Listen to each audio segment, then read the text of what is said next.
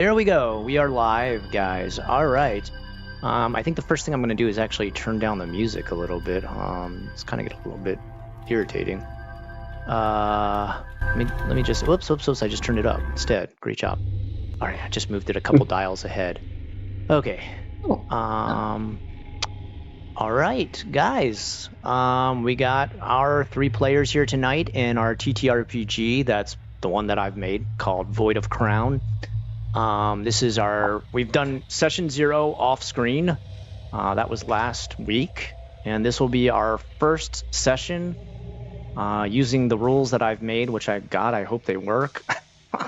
And everyone else here playing their first time in this. We've got, let's see, Jonah and Eric, you've both played RPGs before? Yeah. Yes, I have. Okay. Played Pathfinder in 5th edition. Okay, and this is your first one, right?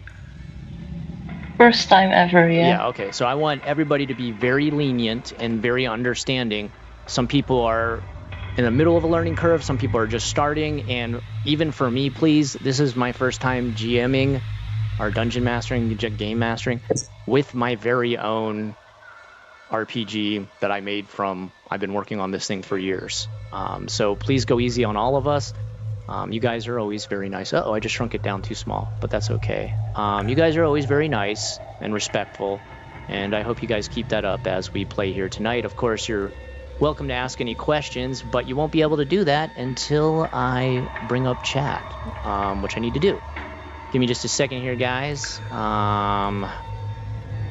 I am actually not on my unrested account tonight because I have a paid account on Osoroshi, and I don't want advertisements to keep popping up in the ambient music. Speaking of which, can you guys hear the ambient music? I actually cannot. I cannot. I cannot either. Okay. No music. What says ambient? All right, I just maxed it up. Let's see if you start to... It should just be like water drops and kind of like murmur, like kind of like really deep sort of murmuring and stuff like that. All right, give me just a second. You're going to hear yourselves. Okay. Okay, ooh, okay, we got it. Okay. You guys still can't hear any ambience? Yeah, no. Really? That's weird. It's showing up here. Okay, we'll get that figured out. That's not really that important. Oh, good. Alright, we got pop-out chat done.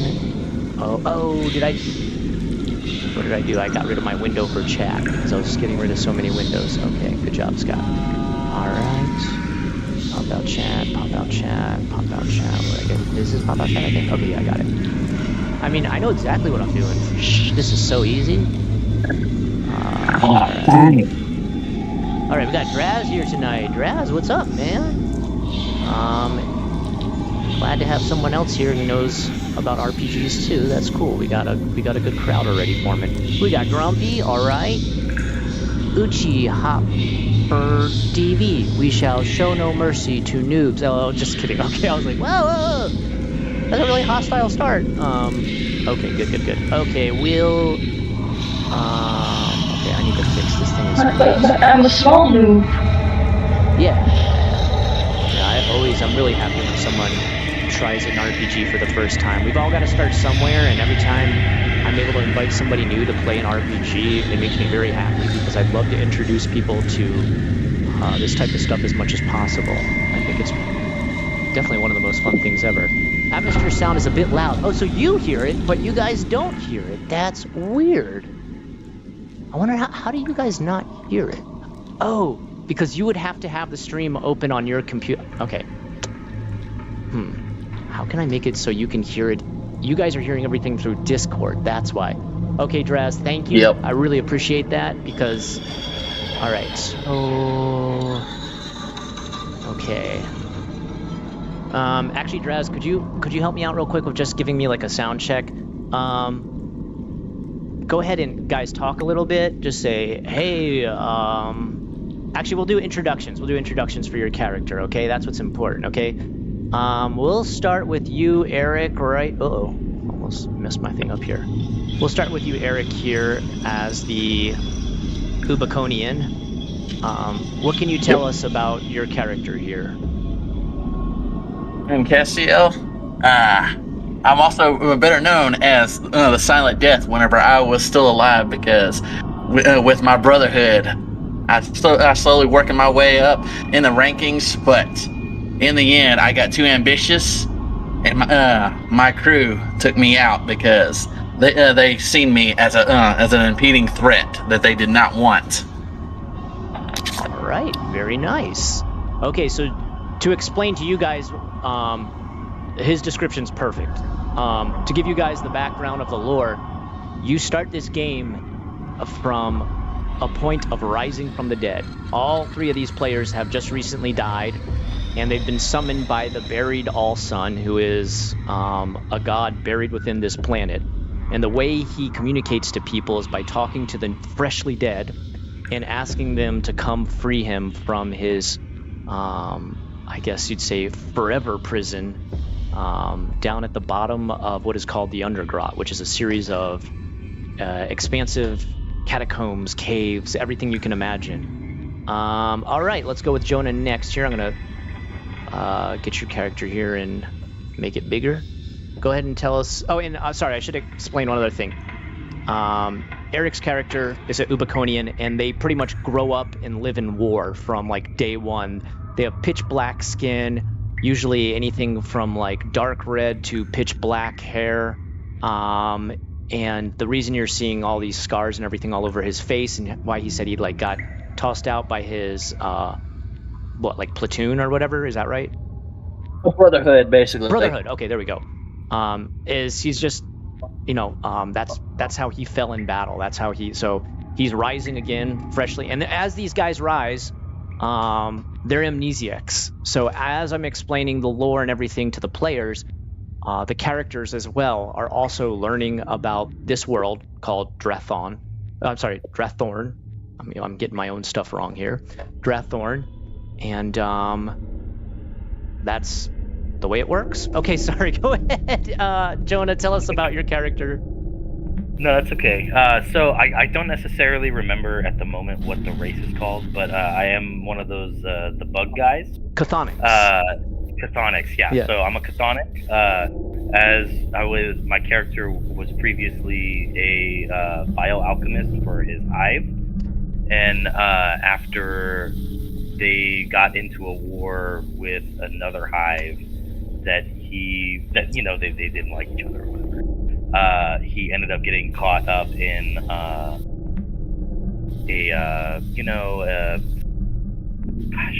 the words are not coming to me right now. That's okay. It was like essentially like biochemical warfare.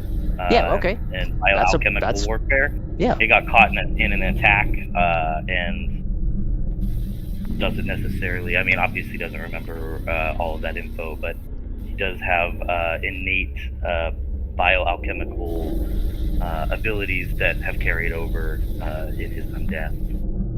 All right, awesome.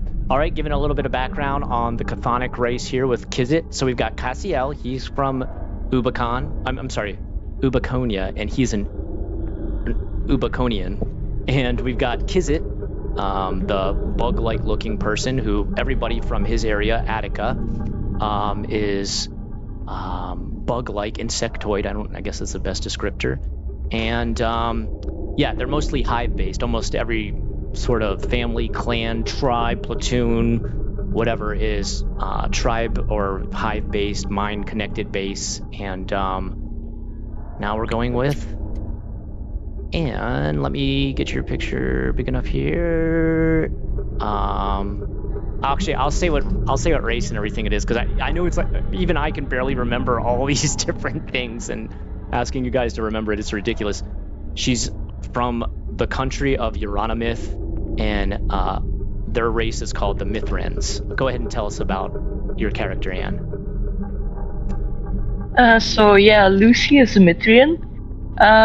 She was looking for some dark matter, an anti-gravity cube, to fix her exoskeleton type of wheelchair levitating device. And at some point she smelled toast. And she blew up.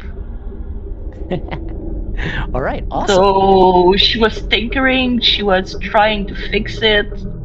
She went to Chop Talk, so illegal doctor, underground medicine. And while trying to fix her exoskeleton, she blew up.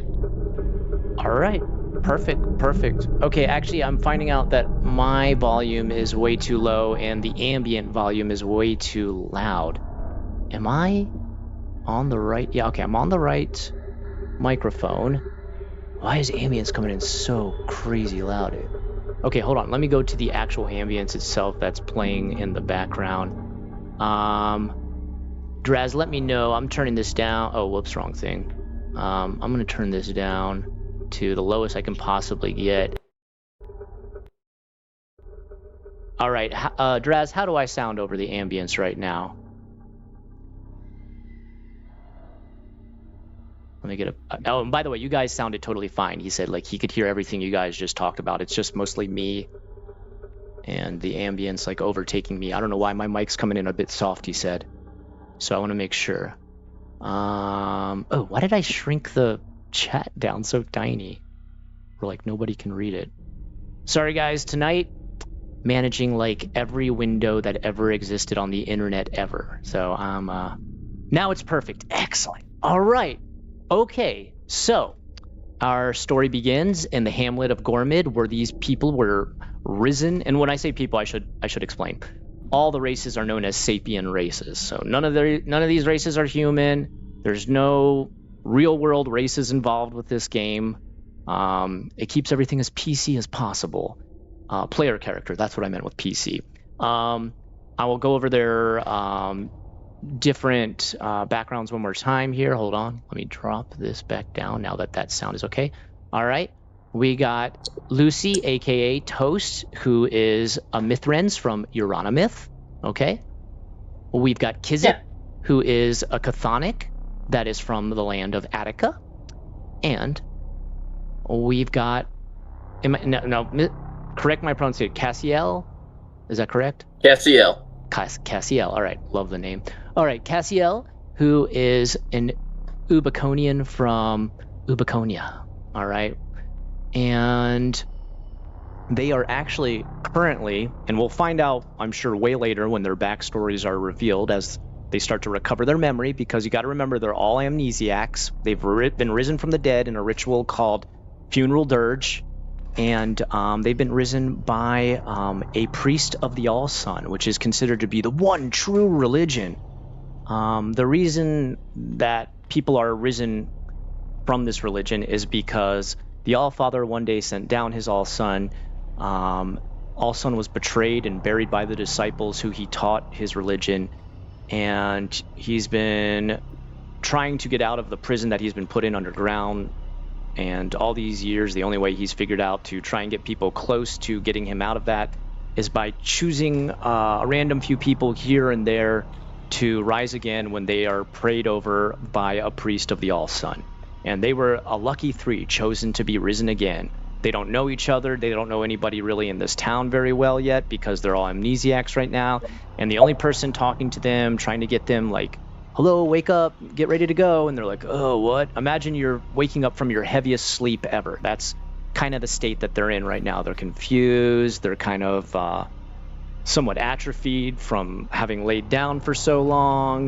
They're still getting their standing back and everything like that. Their legs working. They're kind of shaking the sleep off their eyes, or I should say the death. And they're being led by a man named Father Fowl, who is the head priest of the All-Sun. So I'm going to read this introduction, okay? And this is kind of like the priest talking to you and everything like that. The Undeath Dirge Ritual. Rise and light your torches, risen ones. All of them have been given torches, and the only thing that they have on their person right now is a burial cloth, which is actually being draped across them like you would like a Roman toga or something like that. And their only items are a torch. Each one has a torch. And there is a brooch that is stuck on the side of their burial cloths just to hold it in place as a toga. Your trial begins at the entrance of Gormid's gauntlet, the Sufferhorn Mountains and the churning bitter winds of the Sufferhorn smoke mines. Gormid's mercantile trades are based on flesh bulb drips and smoke mines. Alas, they have been scraped and taken over by a purge of the symbiote cult. And this is what the priest is telling them. Okay, and they're just kind of like, "What? Who the hell is symbiote? What are smoke mines?" Okay, so like this is all, as you're learning about it, they're learning about it, and so are the players and the characters.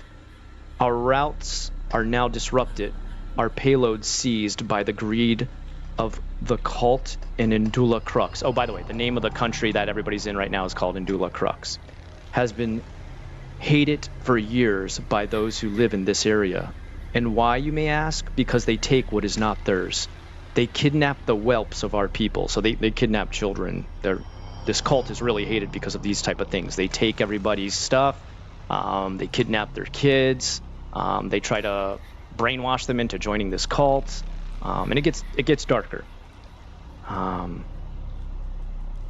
Sorry, I lost my place. Because they take what is not theirs, kidnap the whelps of our people, and defame the one true God, the All-Sun, Almighty. May the sun rest in peace at the center of Drathorn. Raise yourself with the crutch of our elders, and follow me to your holy destiny, through the Delwark forest of the Weeping Pine to the Sufferhorn Mountains, where smoke mines run barren, and our people plead that your most holy resurrection be sealed by the retaking of our most sacred mines. So the first time someone's raised in this ritual, they have to go through a trial to prove that they're worthy of the All-Sun raising them from the dead. And that's what these three are being told to do. They're still kind of like, what the hell? What is going on? And they're pretty much, stumbling, kind of like walking half awake. And the All-Sun priest, known as Father Val, and the rest of the villagers, who are just kind of these like dirty, grungy sort of miners and sons, daughters, wives, etc. of miners, are all kind of just covered in this like kind of charcoal covered sort of smoke suit and stuff all over their body.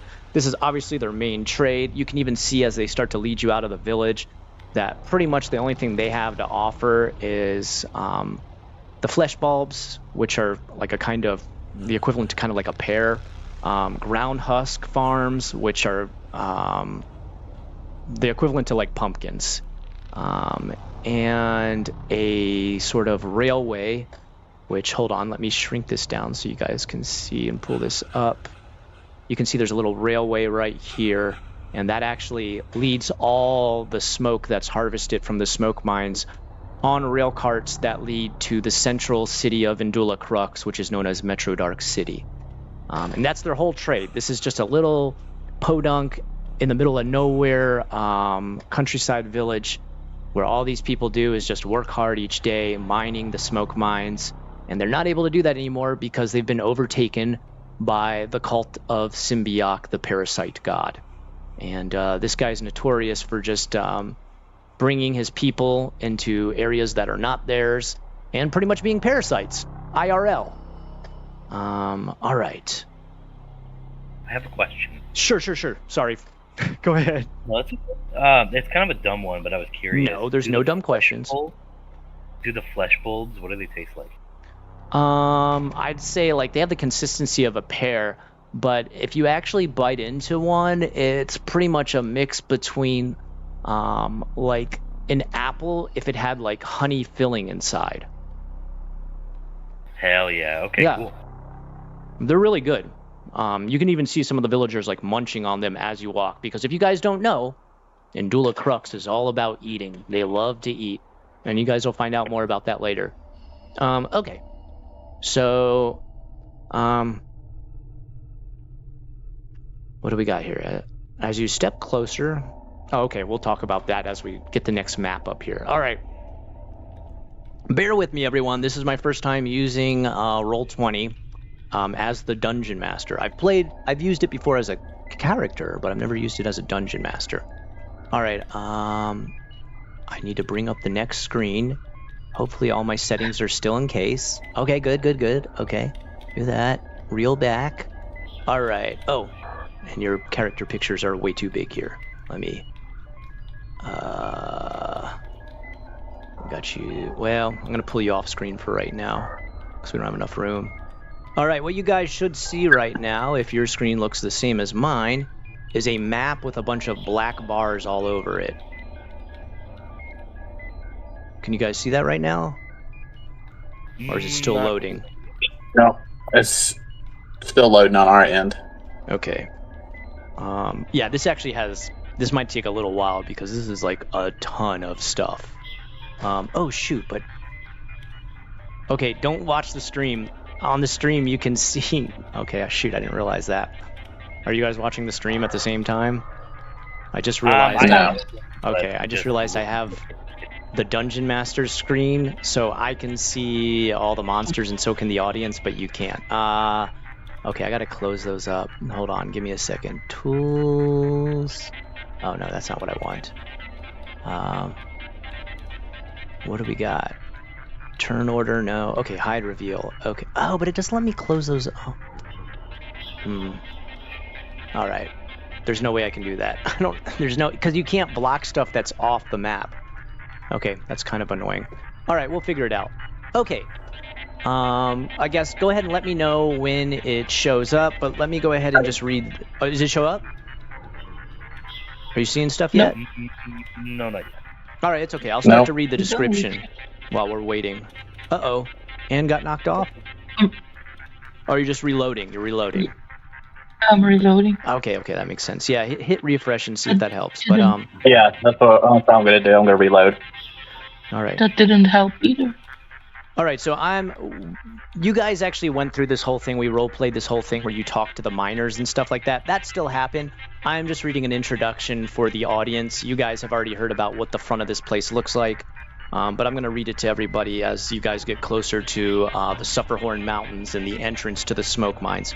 As you step closer, the flesh-like nebulous form semi-morphs into a gaping maw and opens with a ground-rattling groan. Spittle and mucus like liquids gurgle from the jagged portal, and it appears your entrance has been awaited by both the groggy smoke and the miners around it. Squalid and soot-soaked tents and wailing with both pain and bellowing insults. Suddenly, all become hurrahs and claps as you approach. The vibrant red peaks of the mountain spines reverberate with a subtle inhale and exhale of the valley winds intertwined with the sublime choke of thick viscous smokes that were once squeezed and bottled by the miners. The whistle of these natural smokestacks sound like a wheezing death rattle. Copious waxen sludge drips to a zenith of blobs, which pulse as you draw near. All right. Sounds hot, dude. Okay. I can start to reveal the first part here. Oh, wait, actually, you guys still can't see anything yet? Yeah, no, I still don't have it on. Dang. All right. All right. If this still is a problem, I have an idea of what we can do. I know what we can do. I'm trying to play around with settings to see what it can do. I'm doing the same thing. Don't worry. I know what I can do no matter what. What I can do, I'm going to hide. I have a place to hide all these little monsters and everything. And, okay. Well, no, that's not what I want to do. Okay. I'm going to take all those. Can I grab, I can grab them all at the same time. Excellent. Okay. And I can put them behind this. All right. I'm wondering why it's not showing up yet. If anybody knows more about Roll20 than us, which probably all of you do, let me know what we're doing wrong, where they can't. I've changed the screen, and for some reason their screens have not changed. I've gone to a new file, and it's not showing up for them for some reason. Okay, go ahead and take a look at the stream. Just, you can pause it. You don't need to, but it's okay. I've hidden all the monsters, and you're seeing the map in the way you should see it. Have you set the map as active map? Ooh, Draz, thank you. I don't think I've done that. Hold on. He said I need to set this as active map. Oh, yeah, I see. Move party ribbon here. There it is. Got it. Okay. It's in. There you go. It's active now on our end. Okay. All right. Excellent. Hold on. Let me get... Oh, shoot. Now I've messed everything. Okay, actually, no, wait, I know what I can do. Undo. Undo. Undo. Undo. There we go, perfect. Okay, now... Okay, I've got all... Okay, don't look at the stream right now because I got all the monsters out. Now I'm putting them all over. Okay, excellent, excellent, excellent. Okay, now it's working out. Now it's working out. Okay, let's zoom in a little bit because this is kind of a little too tiny even for, I think, the people watching at home. All right, let's move up a little bit. All right. Draz, thank you for that, man. You're saving the day one step after another when it comes to playing this. All right. Oh, also, I want to give a shout out before I forget, because this guy definitely always is owed a shout out. What is the name of his channel?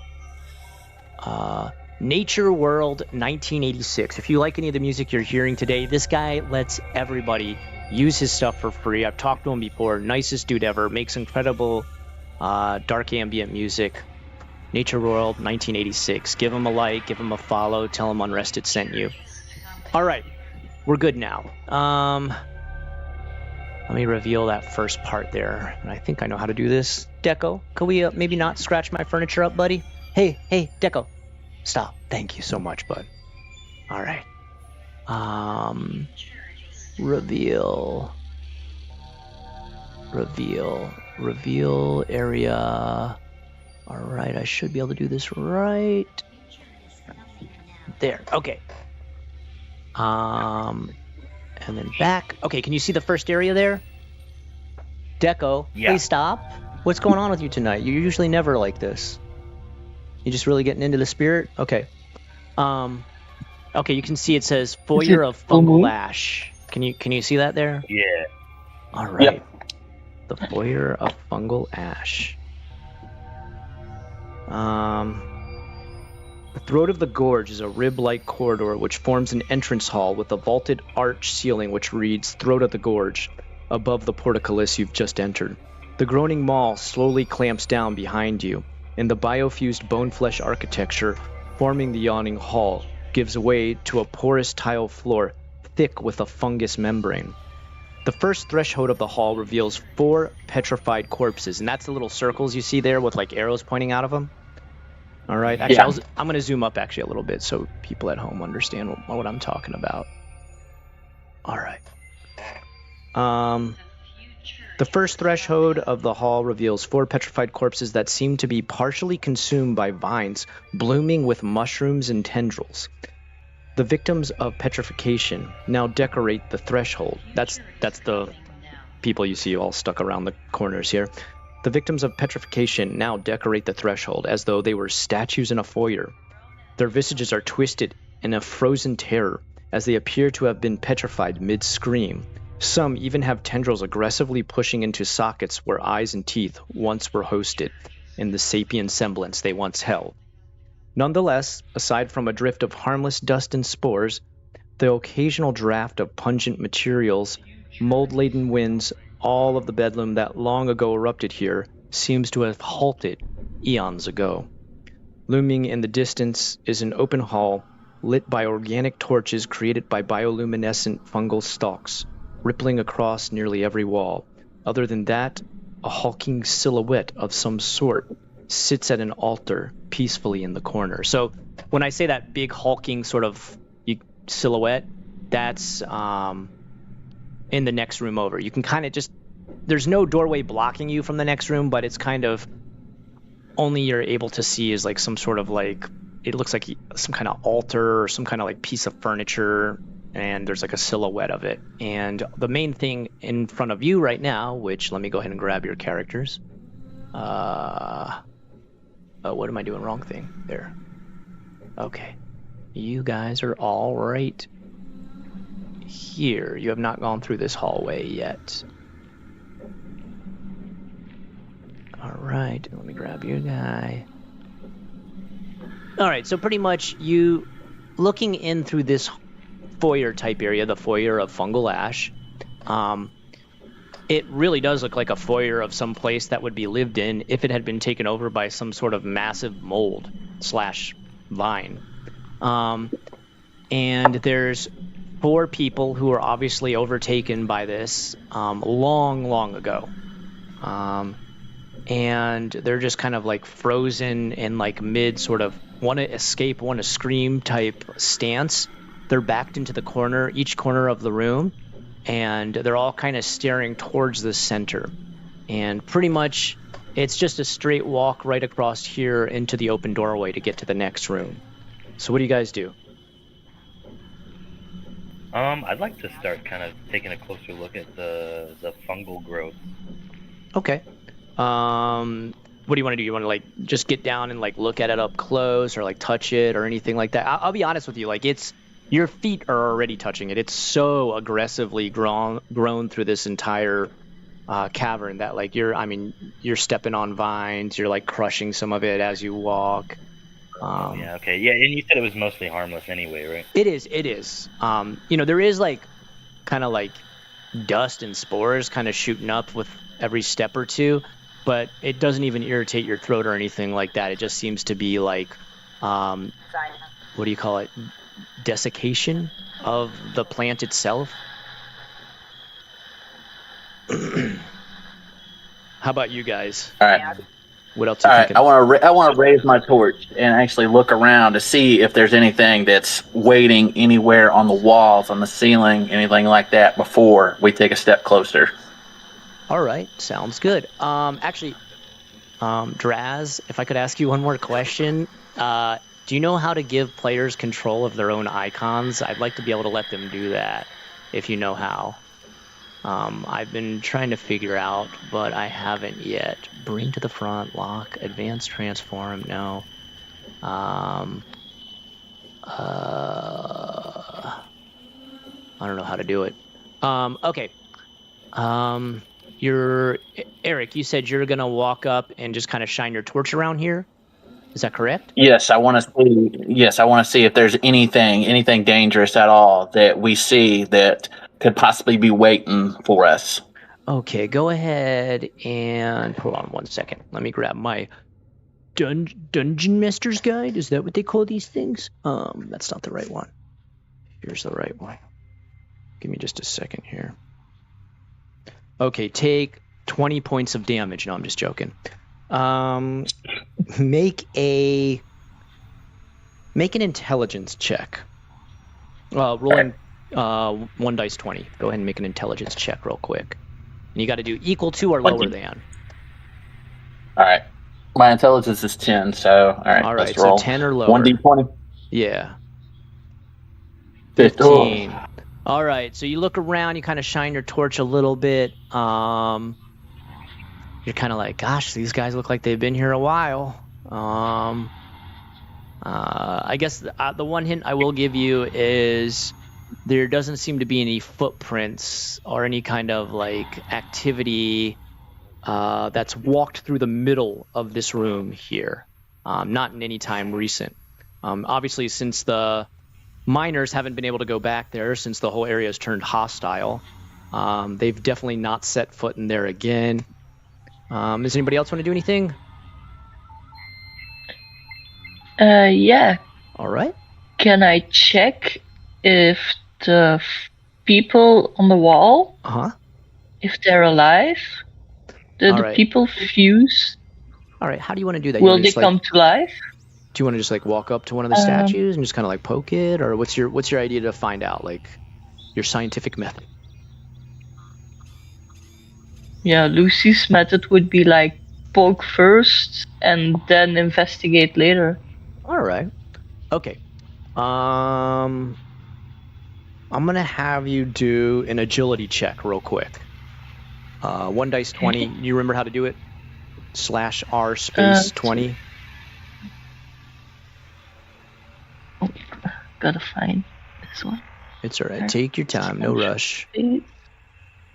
1 D20. Yeah. Okay? You just type dot.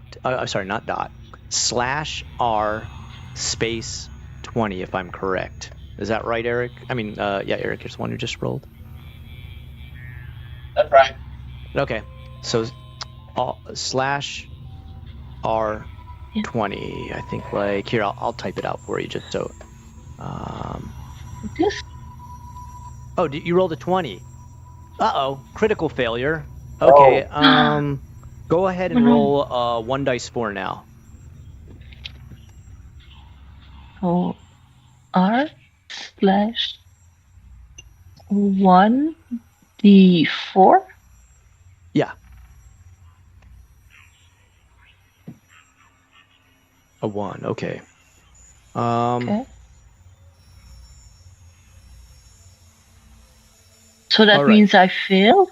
Don't worry. Don't worry. alive? It's okay. It's okay. All right, so you start to walk up. I'm going to kind of put where you're at. Don't worry, you didn't just like die or anything like that. This is just a failure. So I'm going to read you. I've got descriptions written here. All right, I will say you're like about right here. All right, so you walk up, you kind of like, whoa, what the heck is this? And then you kind of get jump scared because the statue starts to convulse and seize so violently that the vibrations contort and shake the body's form into a blur of appendages and tendrils before exploding into spores. Go ahead and make a saving throw versus Arcania. What is your Arcania? Do you know? It should be intelligence plus charisma divided by 2. Oh, and you're gonna do 1 dice. Hold up, Scott. Go. Hold up. Sorry. Go back. Look at Lucy. I mean, it says rolling 20. Huh? Oh. It actually didn't give an actual. You're totally it didn't give an right. actual roll. You're totally right. Sorry. It did not give an actual roll. Good call. Okay. Yeah. Yep. Okay. I just noticed it. You're good. Okay. None of that happened.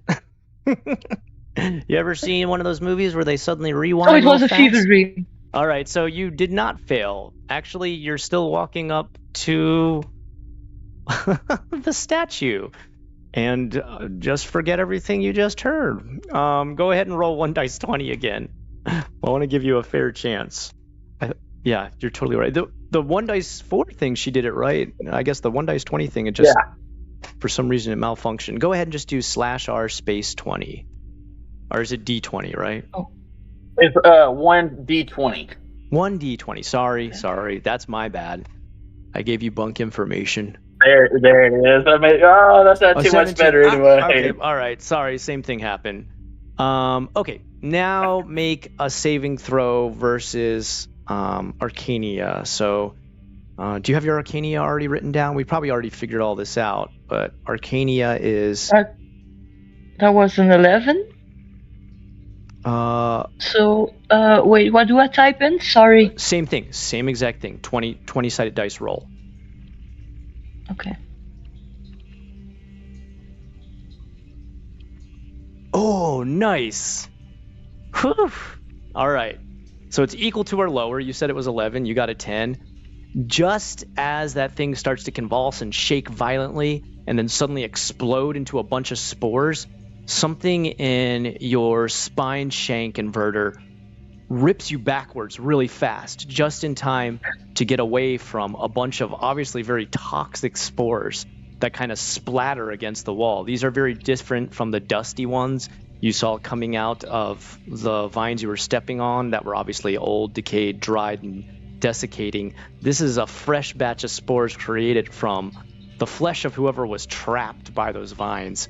And it is kind of like a biochemical weapon pretty much, but you're safe. You failed the check test, but you passed the Arcania test, which means you are not affected by it. You are currently, though, standing right here in the room. Uh-oh. What did I just move? I don't know what I'm moving there.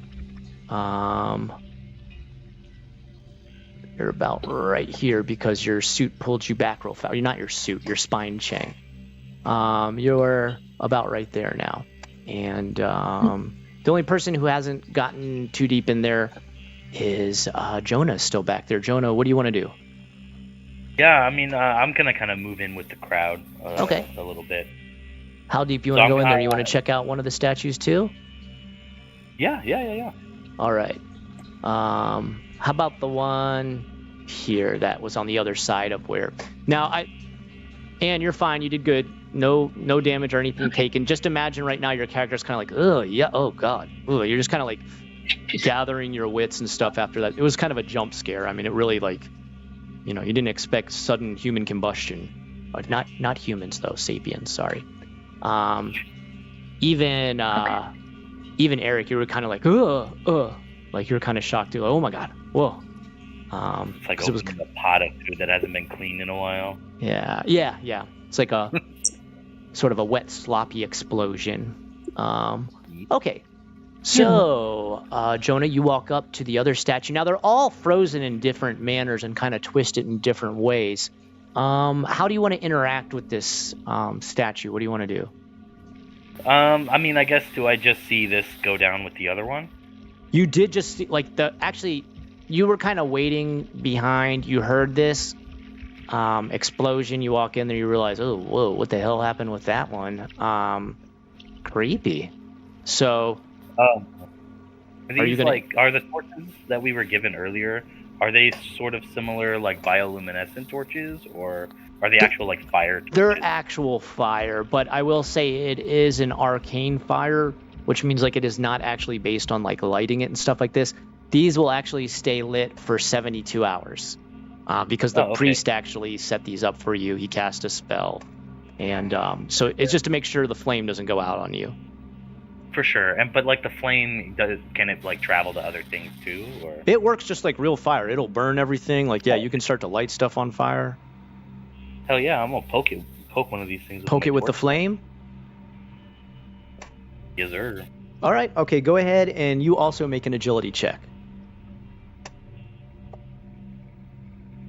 All right, we're gonna see if I can do this roll.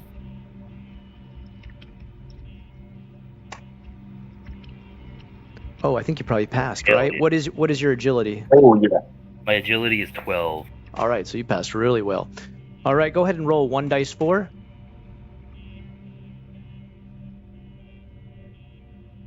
A 2, nice. Okay, you guys are just going in order for me. This is easy. All right, you kind of poke it, and a little bit of fire starts to kind of catch it, and the statue turns... it suddenly starts to like turn back from like a sort of ashy looking statue, sort of, like gray the way stone would be. You start to see like color start to get restored to it, like the parts of the body, held by these vines and fungus. It's almost like you're seeing life pumped back into it. The skin turns more of the flesh color of being alive rather than an ashy gray of death, and there's sort of this like whining, sort of like just slight kind of like and then it turns into this like overwhelming scream from the body. So it went from just kind of like a little hum into like a scream of agony,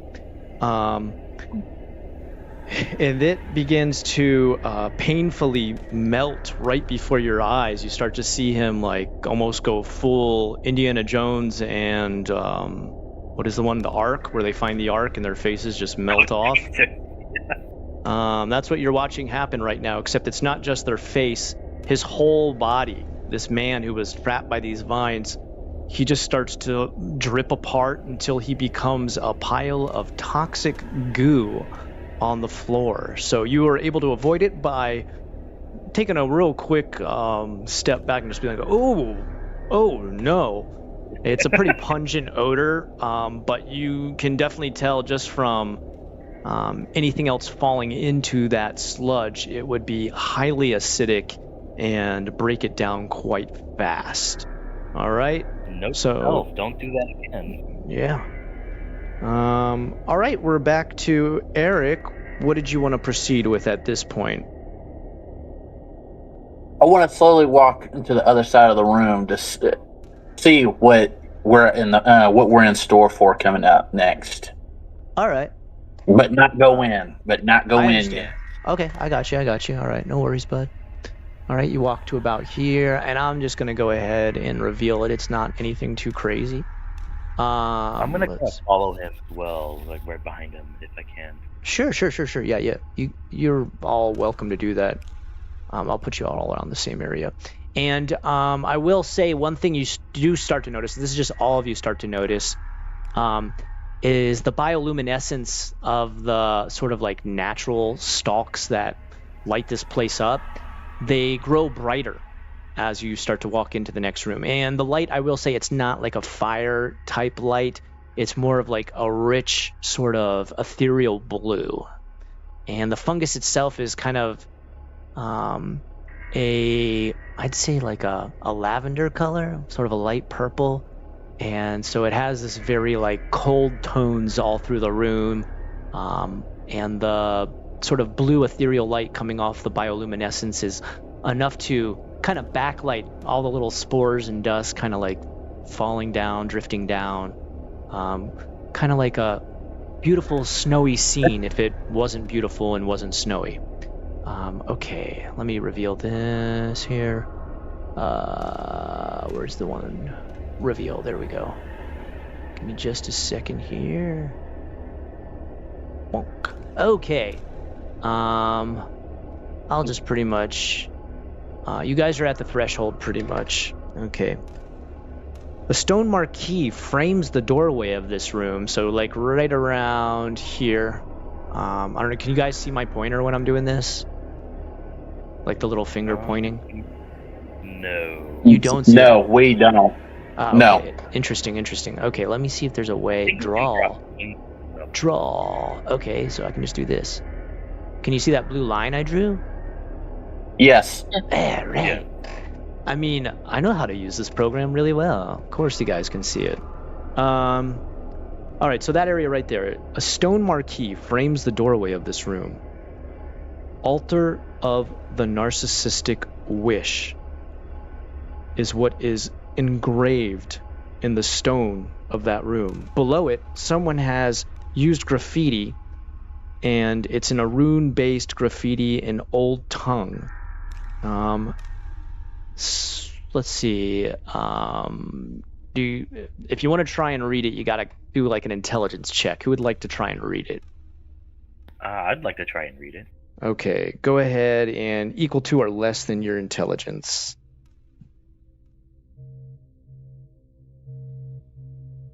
Sorry, I don't know why it's typing so slow.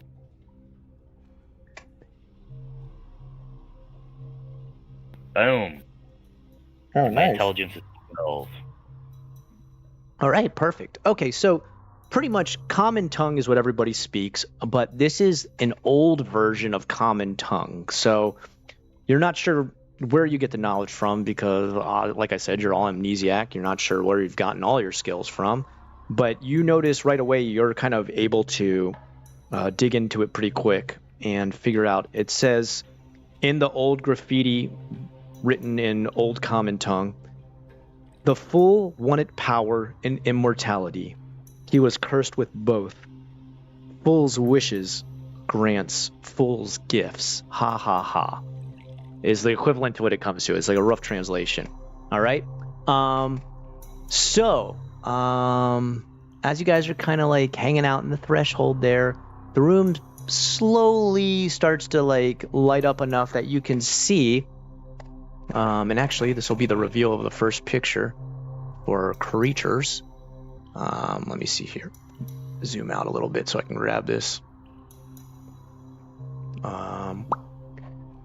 Where is he there? There he is. All right, bring this onto the front screen here. Zoom in. Hold on, give me a second here. Oh, come on. There we go. It's kind of blurry though. It's not as clear as I would. Right, that looks scary. Okay, yeah. So pretty much what it is, it looks like a guy who would have been like high class, like upper class, like maybe a not a vassal, but more so a lord. And he's wearing like pretty nice clothing, but it's all kind of been ripped apart and destroyed as he's sat down on this giant throne in the middle of the room. And don't worry, I'm going to move this so you can see the room again. But he's sat down there, and pretty much what has happened is as he's sat there, the fungus or whatever it is growing in this room grew into his body and then back out of his body and consumed him. It twisted and bloated his corpse enough that it's like ripped certain parts of what he's wearing. It's mostly pouring out from like his mouth. I think there's actually a hole. The source of the bloated fungal infestation is revealed as soon as you lay eyes on this room's center. Although the Marquis labels it as a altar of Narcissus, it looks more like a blasphemous throne with a morbidly obese sapien infused upon it. His engorged, sedentary body looks to have once held infested and overrun with parasitic fungus that has overwhelmed him. Cord-like vines bend into his skin and have mutated and formed into the roots of the fungal development, which now melds into him and his arms and at the seat of the throne. His facial features are asymmetrical due to some sort of mold-like bloom emerging from his head and writhing with tentacle-like stalks. Nonetheless, his yellowed and tired eyes still roll around in his agony-doused features, which are framed by a mutilated jawline puppeteered by the roots of the bloom. Through clenched and broken teeth, you watch as a vine-like structure wiggles around like a tongue to force his blistered husk of a mouth to speak. It says, "You've entered my mutoidal garden of law and spite. Don't you wish to join us? If so, please lay down in our bed of rot and be consumed." What do you do? Cry.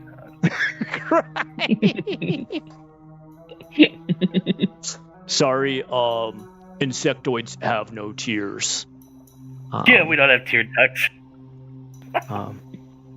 You do the best sad face you possibly can with your mandibles. So you can tell, like, this guy is pretty much, he cannot move. Like, he is absolutely nailed down, if you were, without using nails, to this throne. And it looks like he made this choice himself. And but now he's become kind of one with the throne in the middle of this room. And he's still alive. He's still kicking. He's not dead yet. And, like, the only really, I guess, movement that cues you to that is that his, like, yellowed eyes are, like, rolling around in his head, like, trying to look around at what you guys are doing. And yes, even though his mouth is broken and decayed from this infestation, the vines are helping him speak because, you know, they're only here to do friendly things.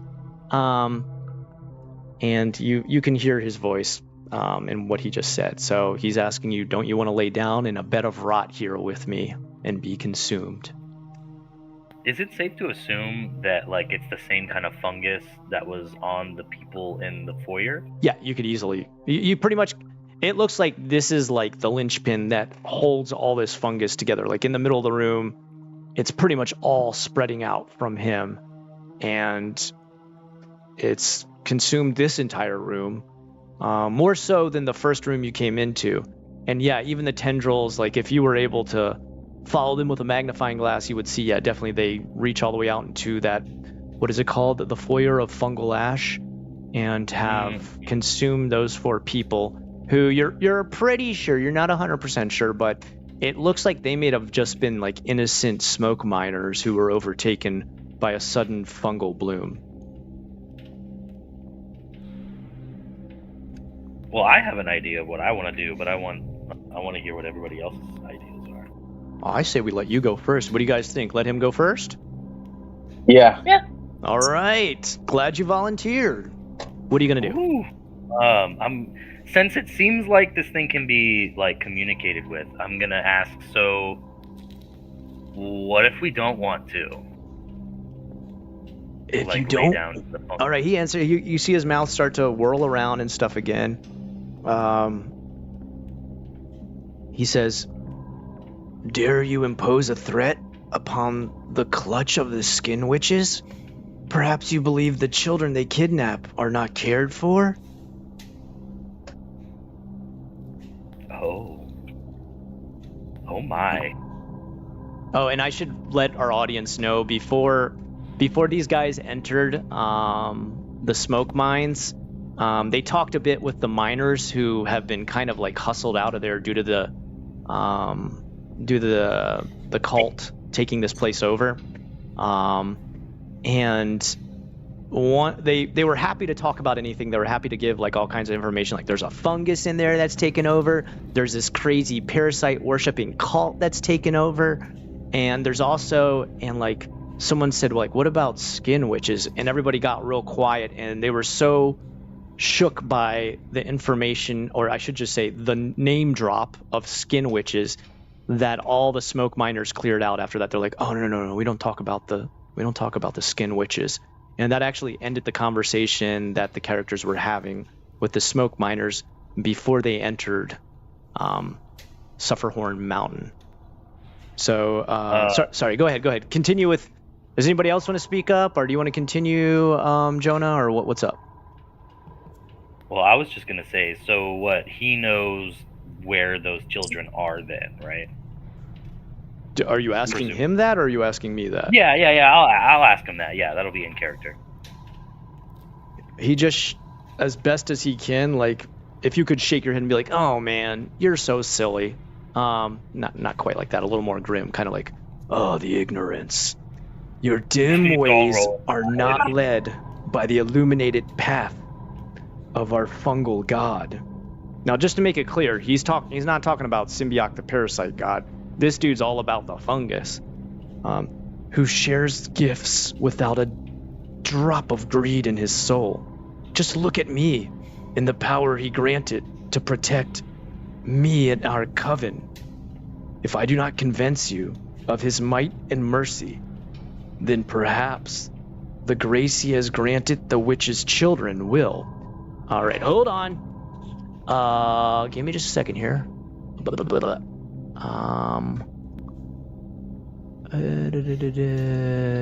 Reveal. Okay. All right. So after he says that, you see the door swing open over here. Can you guys see that? The part I just opened up a bit. Yes. All right. You see the door swing open over here, and this like really dirty looking kid comes out. Hold on. And he's not like talking or saying anything. He's making noises like an animal would. Shoot, this is so hard. I almost keep thinking I need to move this stuff on one screen when I'm actually, I'm trying to move it between OBS and Roll20, and I always forget which one am I moving it on. Where is it? Here it is. Let me grab that. Okay. There we go. Let me zoom in again. So this kid who looks like, not that he's wearing the furs of an animal, but that he is a super dirty looking child who's had the fur of animal sewn onto his body.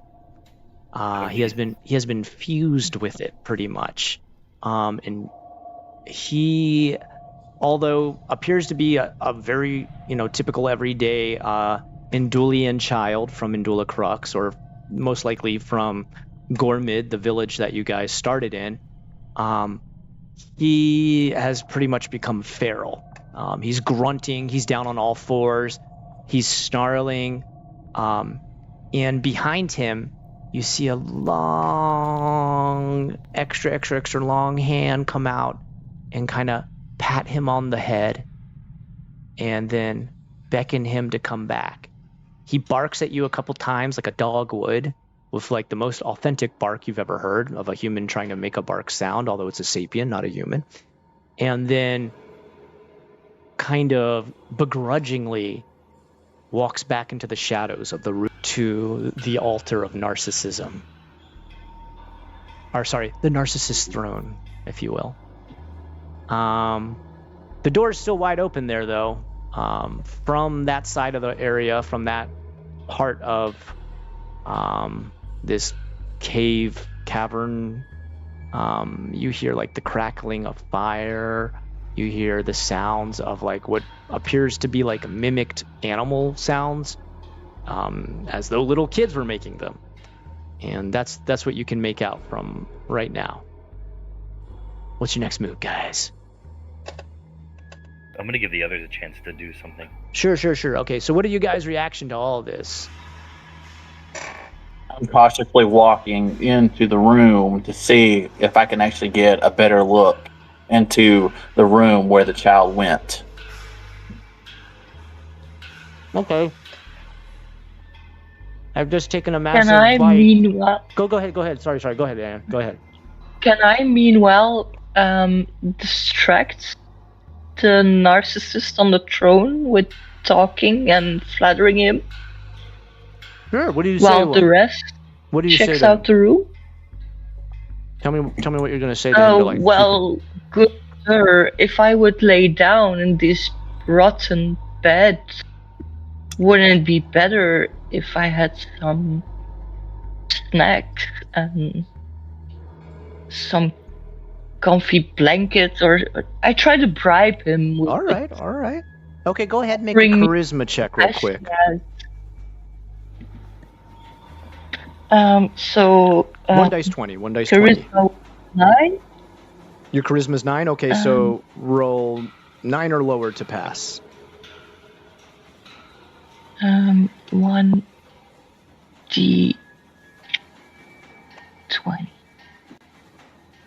That's something wrong. Yeah, that should be okay. Ooh, nice. All right, just under. Okay. His eyes open wide with delight. He's really excited to see someone being lured in to the call of the fungal god. And he's like, truly you will endure the most wonderful bliss of both pain and pleasure if you join us. The only thing I would ask is, please help us fight the evil inside of here so that we, the children of the fungus, can fully take over the cavern. So if I help you, you take over the whole building, but what happens to the children? The children will be allowed to play amongst the fungus that they love so much, and their mothers, the skin witches, will finally have full reign over the cavern that they deserve so much. Truly, this smoke mine is ours, as always has been, and always should be. The disgusting servants of Symbioc are the only ones who use it in a profane way. Go, please, now, talk to the witches and tell them you're going to take this place back for us.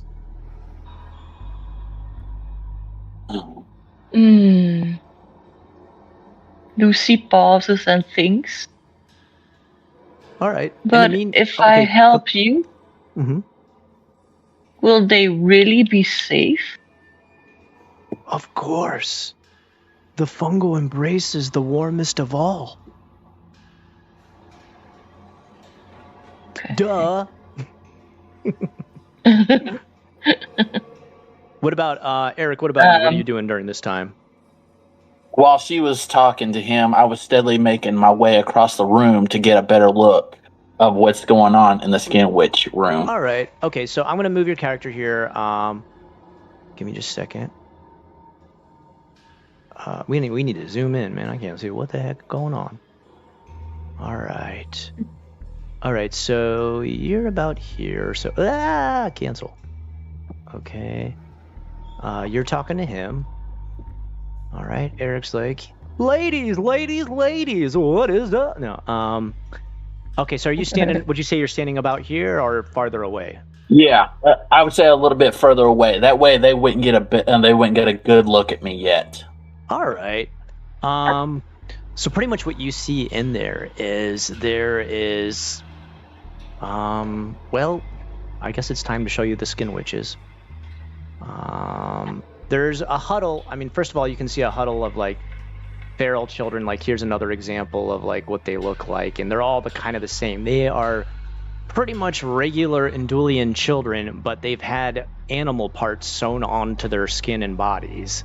And more or less, it appears that Coven of the fungal god has convinced these kids that they are animals. What animal? Who knows? Worst furry convention ever. Let's move over here so I can grab these. There we are. And when you see the witches, from what you can tell, let me bring this up here. Hold on. I need to get this layer to the front. How do I do that? Change layer. No. Bring to front. There we go. Oh, that isn't fully loaded, is it? Hold on. Ah, there we go. All right. So they appear to have been of a sapien form before, like 2 arms, 2 legs. But now, from what you can tell from like deep beneath their witches' robes, there's all these like spindly white arms extending from beneath their robes. And that's how they tend to these children. For each witch, there's like 2 or 3 different skinlings, as they're called. What a wonderful name. And they're doing everything from feeding some of them some sort of like fungal meat, it appears. Others are having more animal parts stitched onto them. Others are being like consoled in the way that you would console a dog by patting it on the head.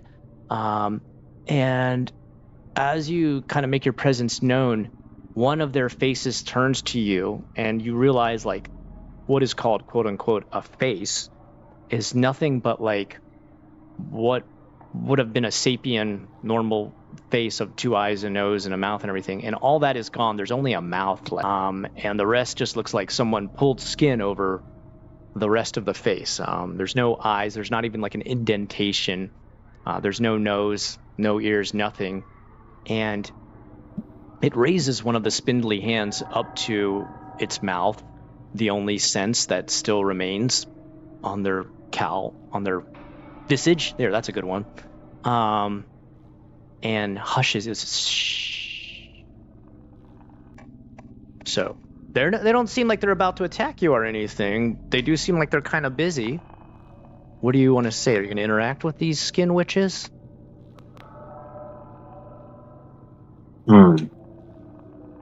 Yes, I do want to interact with them. I want to see what they're trying to do, if they will allow me to listen.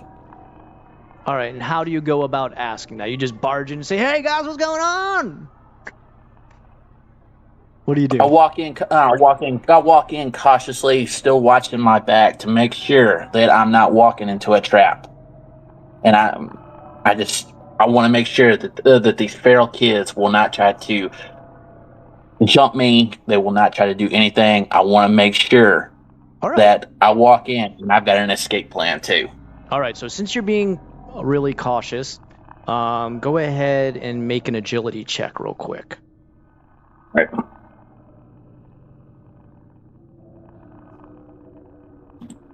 All right, what am I rolling? Oh, sorry, 1 dice 20. All right. 11, and my agility is 13. Oh, nice. Okay, so as you walk in there, you're very limber, and you're taking your time, and like you said, you're being very cautious. And the fact that you are, instead of making them wary of you or making them become aggressive towards you, they actually seem to respect the fact that you're coming in there slowly and lightly so as not to disturb the children. So they take the finger down from the mouth, the one that's facing you, if they can face you without a face. And she says, "Are you here to help the children?"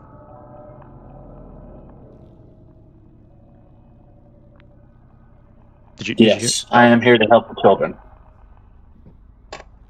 Very well. And she points, hold on, let me clear her out of here so you can, all right, we got to get back to the map here. She says, "Very well." And she points towards this way where I've got to take the, hold on, give me a second. There's so many different things to control at the same time. Okay. Give me just a second here. Let me do a reveal on that. Reveal. Okay. So out of character real quick. Sure. Does it seem like these 2 like skin witches and this fungal man. Yeah. They like don't necessarily like each other, but they're kind of not like actively fighting each other at the time, right? From what you can gather, all right, from you kind of seeing Eric approach the skin witches, from the conversation you're hearing between and I should use your characters' names and not be calling you by your real ones. You're hearing Toast talk to the Narcissist Throne. You're hearing Cassiel talk to the Skin Witches. And just by looking between the two, so like I said, like there's like kind of a lavender color to the fungus that's at the front gate. As you see that fungus reach kind of its origin point, which is the man on the throne, it becomes more and more pale until it like pretty much melts with his skin, because obviously that was the origin of where it came from. From what you can understand, this guy appears to have sat down on this throne, given himself up to the fungal god, and become pretty much like a seedling for this stuff to just overtake as much as it could of the smoke mines. And when you're looking at the skin witches, the one thing you relate that seems to be the same on both is those arms that are like reaching out from all different parts of their bodies. That is like fungus formed arms that are the same sort of pale, sort of lavender colored. So he appears to be like some sort of head, I don't know, witch, lord. Yeah, kind of like witch hive king. mind. Yeah, kind of like, I guess you could call him like a witch king. And Coven leader? is there a word for it? Say that one again. A coven? Is that a coven, Coven leader then? Oh, that's yeah. We'll call him Coven Lord. The Coven Lord appears to be kind of like at the head of this thing and raising, as best he can, I suppose, from his sedentary point, this group of witches, the Skin Witches, and the Skinlings. It is, it's a very progressive world here in Draththorn, and it takes a lot of different people to make a family. And this is like, this is how the fungal families work once they begin worship under the fungal god. It takes a whole brain rot fungus village, huh? Yeah, there. You may have remembered episodes of this on TGIF right after Family Matters. The fungal family was next, and I think that was. Okay, so yeah, like what you can tell, like they are all part of the same team. They appear to have nothing to do with Symbiote, the parasite god, and his cult. You actually haven't seen any of those people yet. So you're starting to, like, you're kind of like, I thought this was taken over by parasites. What are these fungal people? So you're starting to realize that perhaps there's more going on than what even the miners told you about. Like, maybe they couldn't discern. They just thought, like, all these people are weird, man. They're part of the same thing, man. Like, they're all weird. Sorry, before you go any further, Sure. I was just going to say, is there a way I can do an intelligence check to kind of gather that myself? Yeah, sure. Like Actually, that's a great idea. Go ahead and do an intelligence check, and I'll be able to reveal a little bit more to you. If you pass. Yeah, of course. Oh, hell yeah. Oh, dang, almost a perfect score. All right, yeah. So pretty much what you could make out is 100% right. You can definitely absolutely confirm due to what are your sources? I made them up type of situation. You can definitely tell this is like a whole different sort of, I wouldn't say they're not like a cult like you would imagine a cult. They really do appear to be like a family. Like they're not coming after you like we're going to kill you because we want to take over this and keep our people protected. They're more asking you to help their families spread throughout the cavern. And you can tell like they're not really an imminent threat. They're more of honestly trying to just settle down and take this whole thing over. And they see themselves as like not the bad guy at all. They're kind of like, dude, we just, we're out here trying to set up a family, get life started. You know how it is moving into a new place. And the people who are aggressive, that we hate, is the symbiote cult of the parasite god, which are just total jerks. Whoa. I don't know where that's coming from. It should stop. I need to get rid of that. I don't know how. I'm gonna have to like completely erase OBS from my computer and reload it. Okay, and from what you understand, they've taken over everything from. Hold on, let me grab my little drawing thing again. They've taken over everything from the front entrance area all the way out to here. And I did tell you about how the one witch pointed. She said, if you want to help us, go down here. And when she points down there, the door opens like she was able to just do it open with like magic or telekinesis. And you see that part of the cavern is still just like raw rock, not consumed by anything fungal based. And there is symbols carved all over it. Let me draw the symbol out. There's symbols carved all over the walls that look like this.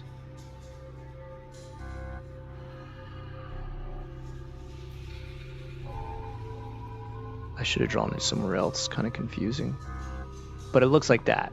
You've never seen it before, but there's actually a little dot in the middle too. But something about these symbols seems to have made the fungus sort of protract. Is that what you say when it withdraws back?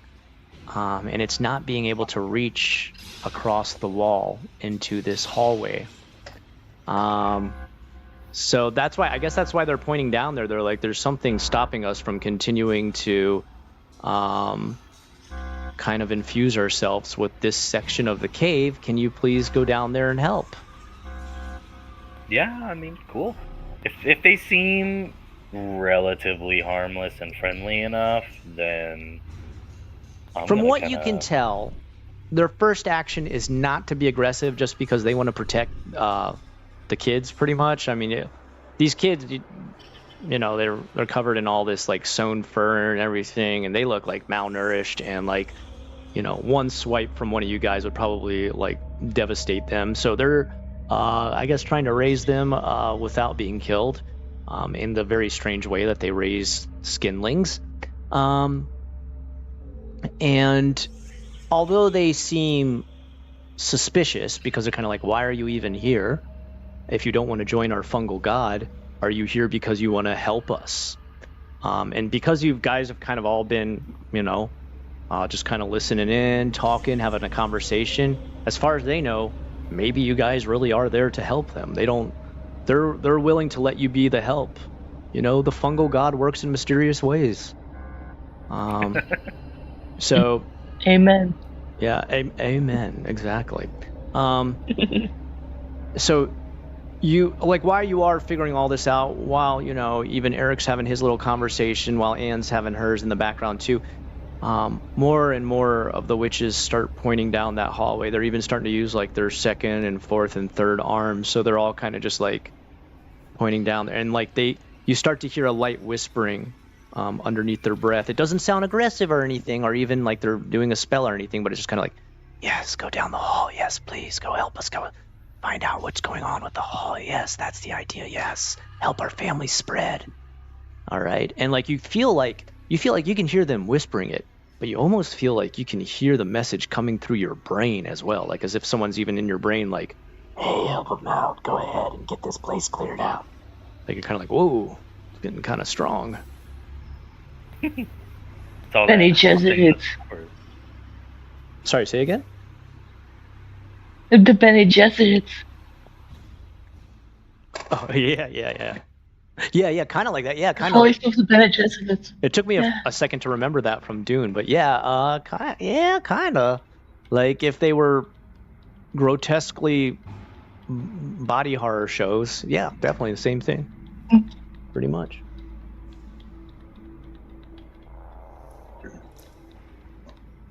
Although none of these kids are going to be the Emperor. I'm down to clown with whatever these fungus people are trying to get us to do. If you guys are, What do you guys think? I'm still gonna stay a little bit cautious. All right. I follow. All right. All right, here's what we'll do. Because you guys are all being cautious, I'm gonna, number one, put you all just at the beginning of here. Okay, you're actually in the hall, you're not in the wall. All right. So again, you guys are cautious as well. You kind of tiptoe your way in there like you're walking on eggshells, not trying to disturb the kids, being nursed by the skin witches, aka, hold on, they have one other kind of name. What are they called sometimes? Because you hear them say this word too. Skin witches or... flesh hags.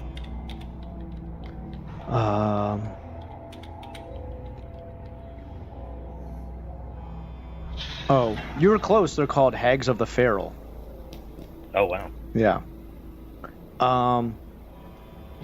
So, because you come in there and act like that, like you are kind of more respectful, you know, of course, both sides are kind of suspicious, sort of eyeing each other. They would be eyeing you if they had eyes, for sure.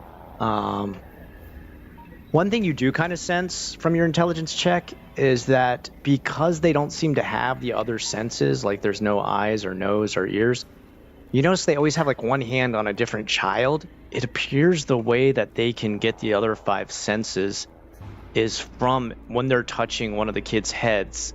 They act almost like a separate set of senses for them. So like you'll see them like physically turn the kid's head to watch you walk across the room. It's pretty unsettling. But hey, like I said, it takes a lot to make a family. And you guys walk in there. Now, as you guys get in there, the one thing that does strike you right away is, yes, there is no fungus reaching into this area. They are correct about that. Number 2, that symbol I drew here, that is, it looks like someone carved it into the wall. And actually, let's see, all of you make an intelligence check real quick. Everybody make an intelligence check. All right. Roll a d20. Yeah, sorry. Everybody do a d20. Let's see if anybody passes this. Ooh, I failed. Oh, that looks like a pass. How about you, Ann? Let's see what Yeah. you get. Is that a pass, Ann? Is it equal to or So lower that was than? intelligence. Huh? Yeah, intelligence. What was it? Equal to or less I than? had 11 Oh, so you hit it plus dead on. 1. 11 plus 1. Okay, all right. So you pass it too. Okay. So, and Eric and Anne, or I should say Toast and Cassiel, you pretty much explained this to Kizit.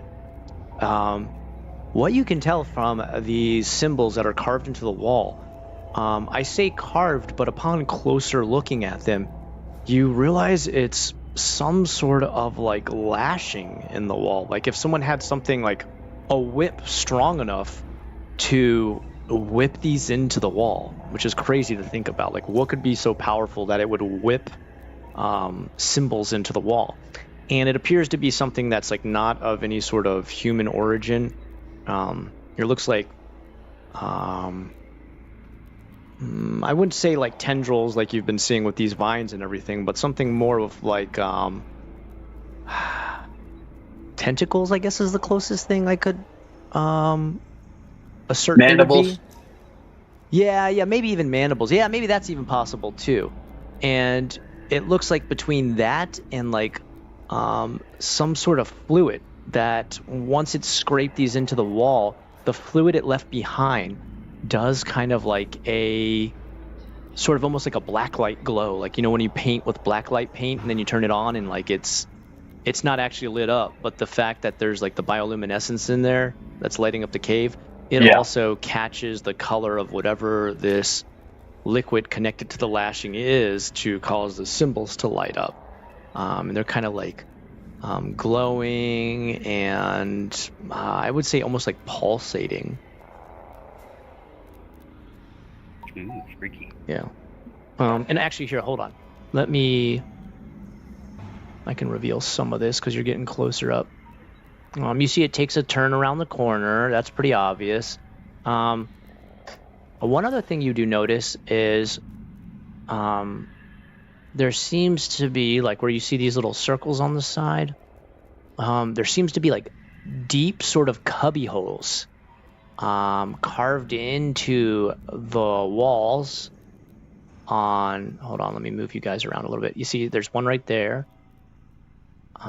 One here. Okay, actually, no, sorry, I'm going to circle it. That's right. You can't see my mouse. I forgot about that. Okay. There's one here, one here, one here, one here, and one here. And these are like cubby holes where like definitely the witches could not fit in there. They're like way too big for it. There is a sort of deep cubby hole in each of these areas with a circle, and it's dark back there. And you're not really able to see because number one, they're below, like they're almost like at the level of like your shins. So you're not able to see in there unless you were to investigate. And you're not really sure like what those are even for. So that's the other odd thing about this hallway. You got the symbols lashed into the wall. Then you've got these cubby holes that are down near your shins, and they seem to be deep enough that they can't hold the bioluminescence light to let you be able to easily see what they've been carved for. You do see, like at the end here, where I'm drawing this little circle, there does seem to be a door leading to another room of the caverns. What do you want to do?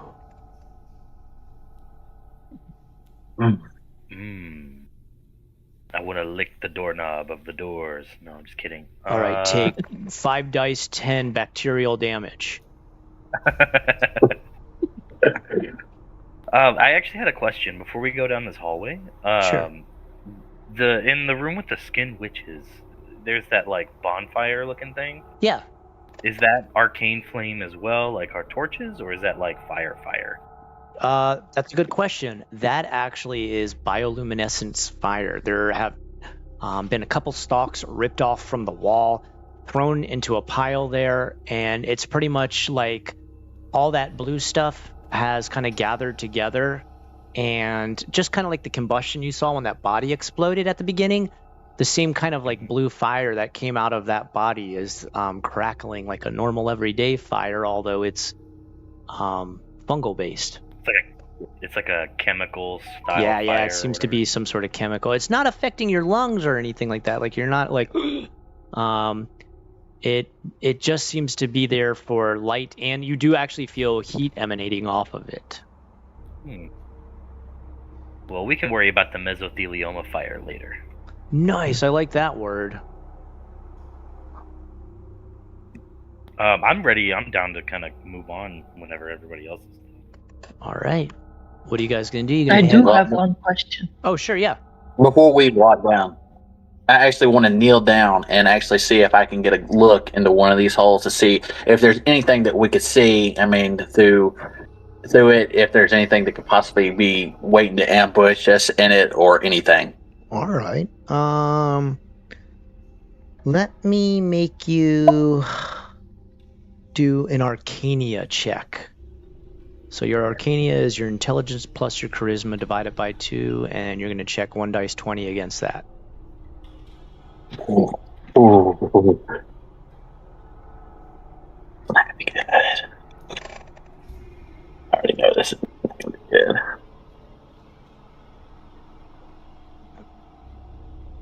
Here we go.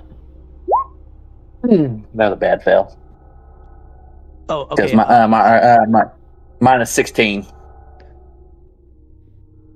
Wait, your Arcania is 16? Yes. Wait, after divided by 2, so is it 8, you're saying? Yeah. Okay. I was like, yeah. 16's really high Arcania. Yeah. All right. Okay, do an agility check real quick. All right. So another roll 20. Yeah, another 1 dice 20.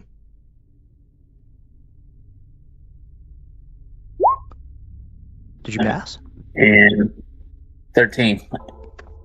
Oh, so you passed. Yes. Okay, all right. So this is kind of weird. You look down there, you get your face right next down to, we'll say it's the first cubby hole right there. Hold on, let me move my mouse over here so I can draw. Say the first cubby hole you see right here. And you notice, like, as you get closer to it, you can finally start to see some kind of movement back there. And you're kind of like getting your face closer and closer and like, what is there back there? And just barely in time, you pull your head and your body back as one of the skinling's feral children like comes out and aggressively tries to attack you, but slams into some sort of arcanian barrier, like arcanian. Anything arcane is magic based, and it just slams into that. And unlike all the blue and purple and lavender type stuff, that turns like a deep red, and the child almost seems like singed by the sort of magic barrier that's been put on this cubby hole. And you also notice all the symbols that were carved into the wall, they also flash at the same time. There's, I don't want to say it's like an alarm, but it's more like not like a mammal type screech, more like a how would I explain it? Like, have you ever heard like a roach hiss or like a beetle hiss or something like that? Yeah. It's kind of like that, Have you ever like heard echoes. Yeah, there's like hissing roaches, isn't there? Like, right? Mm-hmm. Yes, there. You hear something kind of echo through the hallway like that, like as if like an insect or a. But you as a chthonic, you can tell this right away. You know it's not like an actual insect one. Like, it's something alien to even you chthonics. It's a hiss. It sounds close to like the hissing of like a roach or a beetle. I've definitely heard beetles hiss. But you're like, oh, this is not of my kind. Like, what is it? Like, it all, like, and when you guys hear it, it gives you all kind of like the willies. Like, oh, what is that? And then you hear the skinling child kind of like yelping because it got burned from trying to get through the barrier again. So what you can tell is pretty much they tried to start moving into this area and kind of like burrowed out like kind of cubby holes for the kids to live in, like tiny little dens. But while they were doing this, some kind of force came by and ended up trapping the kids in there and taking over this area for itself. You're not sure who did it, what did it, or how it was done, but it's something that wields some sort of strange alien-like arcane force. And it's connected to that symbol, and it's putting a barrier up over these cubby holes that were supposed to be the new fungal grounds for the skinling children. So these kids are being held prisoner in there. Pretty much, yeah. It's like they started to move in the middle of moving in. Martial law was enacted halfway through moving in by some other force.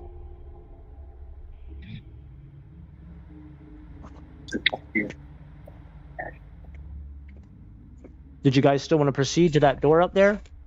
Yes.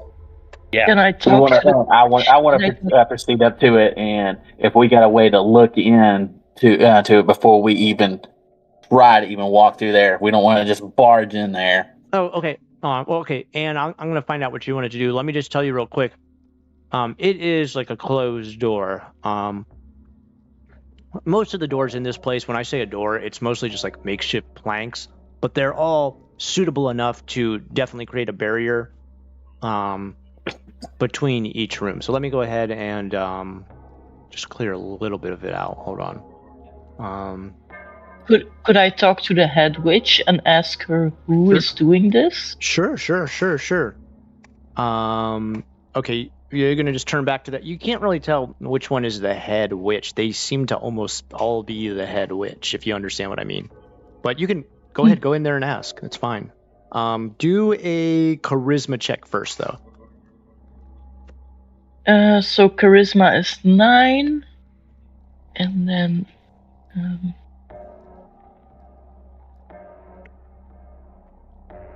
Any? 14. That's bad. No, don't worry. Yeah. Hold on 1 second.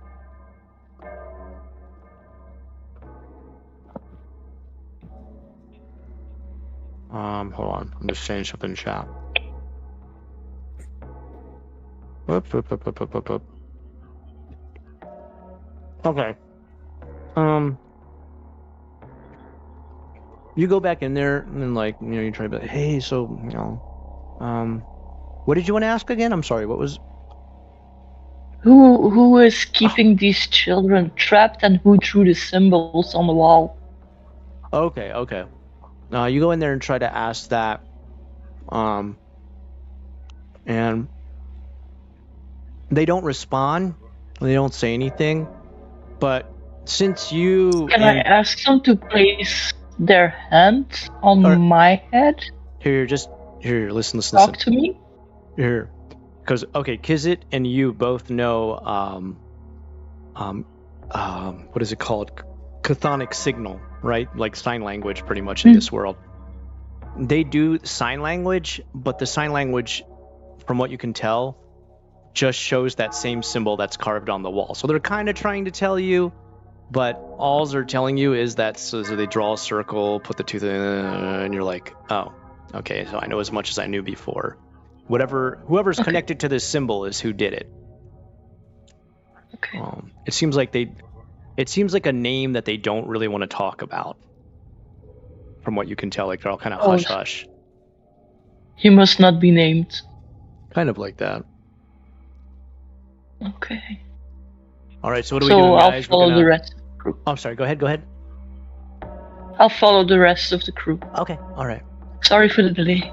No, you're fine, dude. You're doing exactly what you do in an art role-playing game. You role-play. Okay. Actually, guys. gonna play it one more time. I just one more question for Sure. Have they been like? Do they have anything to say about the miners that are outside? Like, have they been harassed by them, or like? Are you gonna go back in there and ask the witches that? Yeah, if there's a possibility for me to just kind of retroactively ask that, but okay, kind of like make another charisma check to do that. For sure.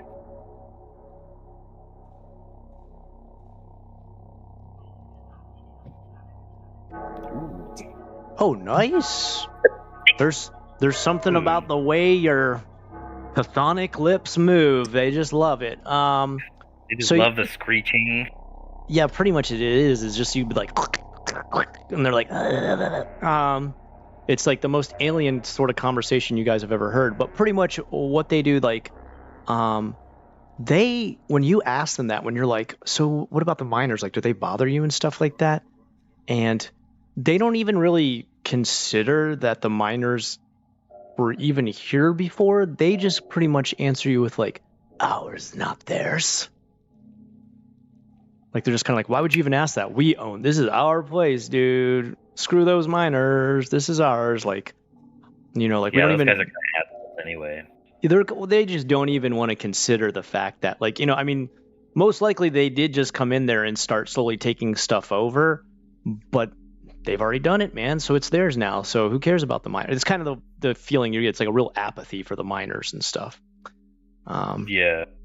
They're like, we squatted here first. Yeah, pretty much. They took a step out to sleep for the night, and we just moved right in. I don't know what the problem is. All right. I remember, Eric, you said you wanted to try and check first. How are you checking, like, what's your action to be able to check what's going on in the next room? I want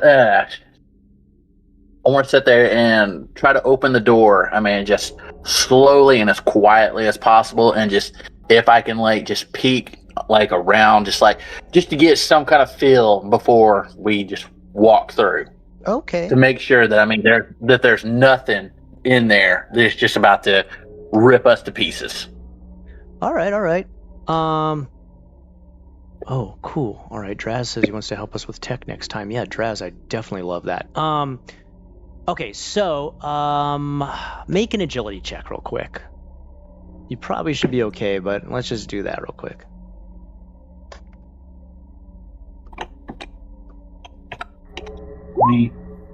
Ooh. Uh-oh. Well, guess what? You did more than just peek around the door. You pretty much stumbled right through it. In a comical manner, in a bunch of whimsy, you start to push on the door a little bit, and you don't even realize that there's kind of a lining that matches up the threshold of the door, and you trip right the damn over it and burst through the door. All of you, pretty much you spill through the door in a comical fashion, and you find out this whole place is just a movie set. Your guys are going to be fine. No, hold on. Let me reveal it. Reveal area. You get to see the whole thing. It's like the most fucked up version of the Truman Show. Okay. So pretty much, you see, a thick worm-like, I guess you'd say a mix between a worm and a centipede type creature, coiled around into a really perfect, hardly tight-wound coil in a puddle of sort of oil black viscous liquid, and a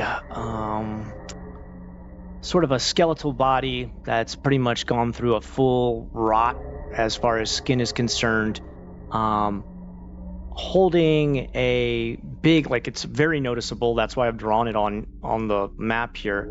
It's like when you've seen a cartoon version of prison and the jailer has a key ring with giant skeleton keys on it.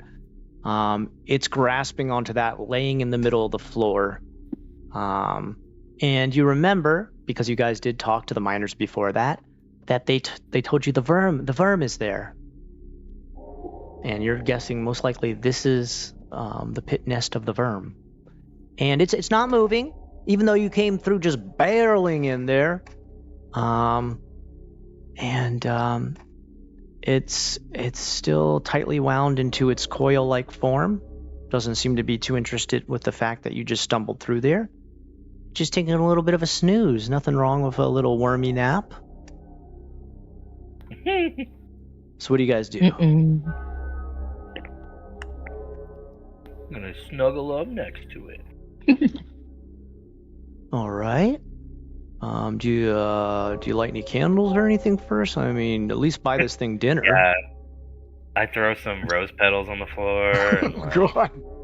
All right. I've heard enough. This game's dark, but it's not that dark. All right.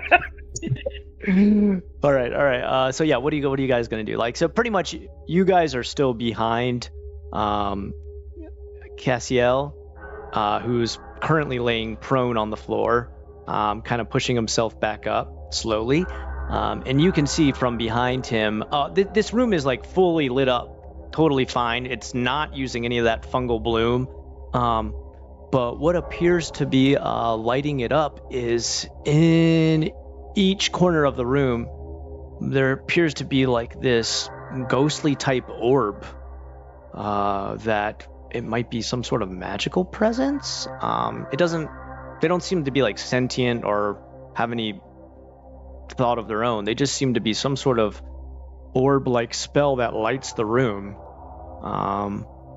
And like I said, there's a long decayed skeleton corpse that appears to be probably it was a miner or some sort of staff that worked here, grasping a giant keyring with one or two. Like it's not. They both look like they're the same type of key, but one or two keys laying on there that are big, fat metal iron keys. Or actually, there's not actually iron here. I forget what it's called. It's like I forget the name of it. It's not iron. It's I think it's called bore iron. And a real shiny, oily looking centipede/worm type thing coiled up, just sitting in the big black puddle of goo, taking a snooze. Little snooze-a-roo.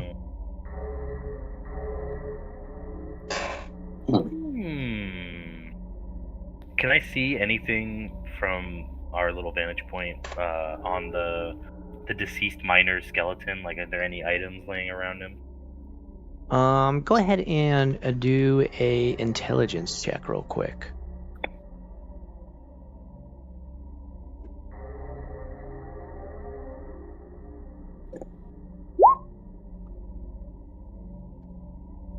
Nice. Yeah. Okay, is that pass? Yes, sir. Okay, so first of all, right away you can tell, yeah, definitely this guy used to be a miner. From what you can tell, he used to be one of the actual head miners. And underneath him, you actually see one of the miners' pretty well-made bone picks. And I call it a bone pick because, like I've told you before in Indula Crux, everything's made of bone. They love bones, right? It appears to be a tri-whale bone, which is like one of the biggest animals that ever existed in the ocean, and it has its pike on the top of that, and so that's a pretty well made pickaxe, and it's not a two-hander, it's a one-handed pickaxe, but the only reason you can see it is because the skeleton has rotted away. He was holding that in the other hand. He is laying on top of it, and you can literally see through his rib cage underneath that. It's not shiny anymore because it's been sitting here for so long, and it's made of bone too, so it's not actually metal or shiny. But you can see it through his rib cage that's the other thing he's holding. So he's got one hand out like this. It's loosely kind of like gripping/dropping the keys. Underneath his stomach, which used to be a stomach, is a pretty decent pickaxe, and I get that he's kind of wearing rags, like kind of the same kind of rags that the other smoke miners wore.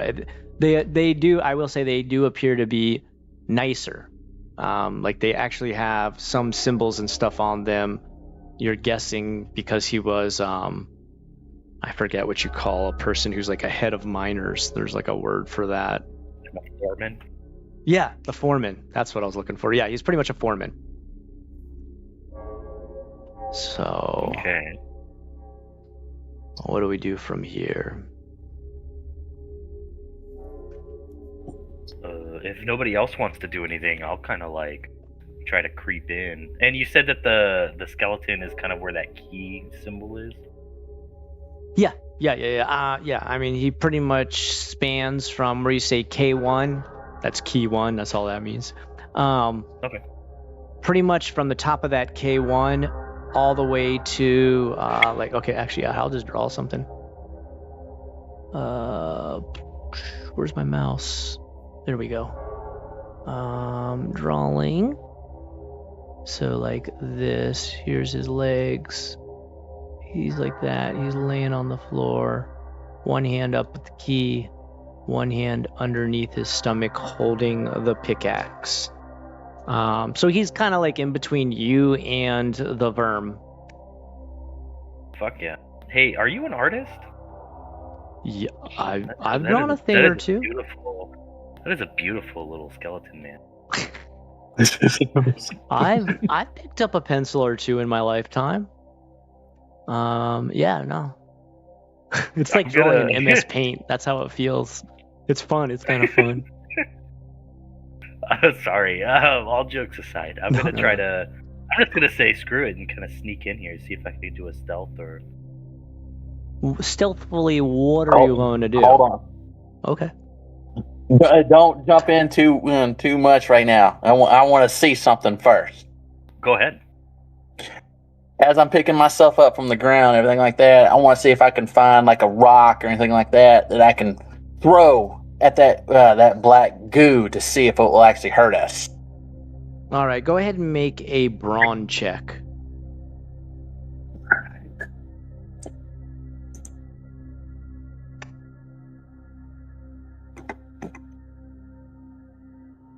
Four, and my brawn is 9, so I passed. All right, you looking down at the floor, you remember as I talked about at the beginning that there's like this porous tile that lines the floor.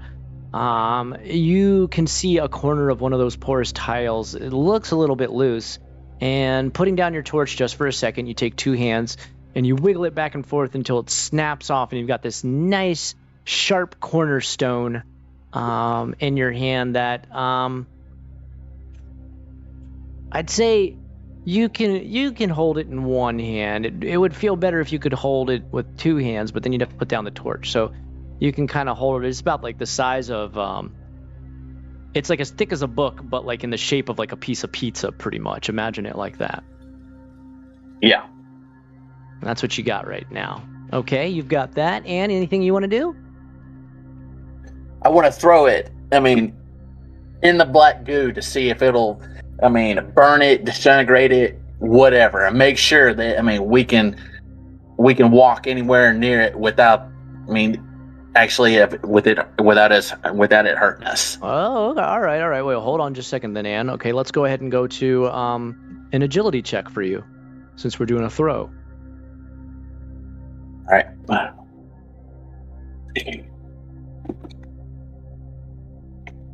20.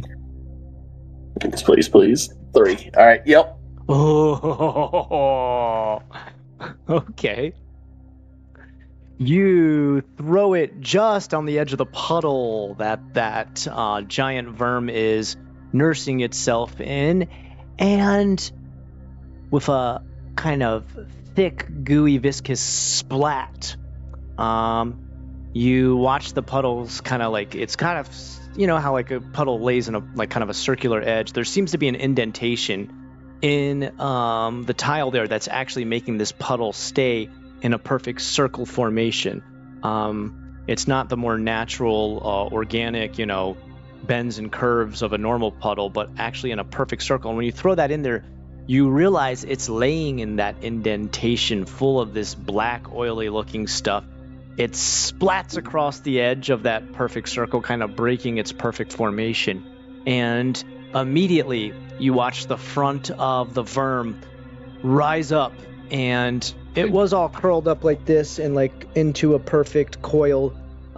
It comes out like in all of its legs come out like that from the front all at once. Oh, actually, wait, I got a picture. That's great. So you're going to truly understand the beauty of this thing. All right, give me just a second here. I forgot about that. Why do I always forget my pictures? Look at this big old beauty. Oh, glorious. Whoa! Like that. You hear like the big hiss come out. And it opens up all the sort of like finger-like tendrils on the front of its, I guess what you'd call its face. And a big booming flash goes off real quick. So everybody make a stamina check. Everybody has to do that right now.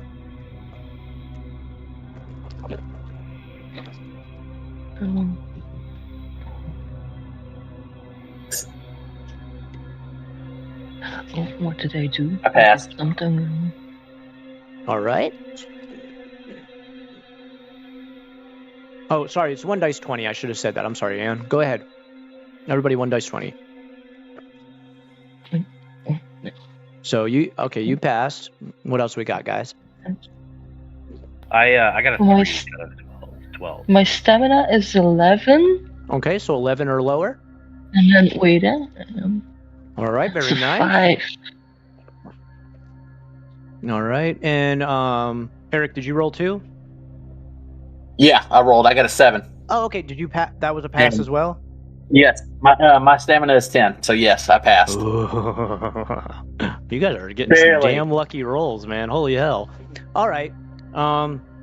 So you guys, pretty much it's like someone threw a flashbang into the room. And normally this would be the first strike of the verm to like kind of get its prey stunned and confused. But you guys realized as soon as it opens its mouth, I don't know what the hell you call this thing.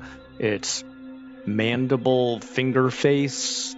As you see that thing open up, you already start to see a light like beginning to glow, and you realize possibly what's about to happen. So all of you at the same time are like, oh, there's a sound of like kind of a boom and a flash, and right now the whole room's lit up a ton more.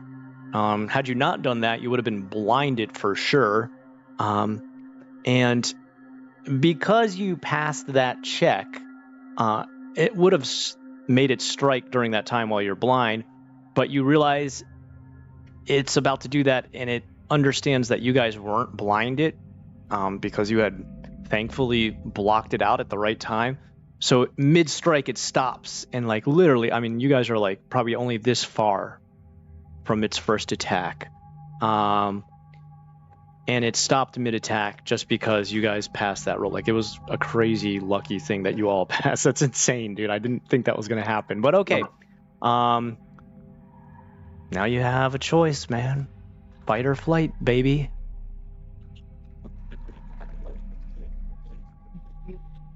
Each of you have about enough time I'm headed back towards that door.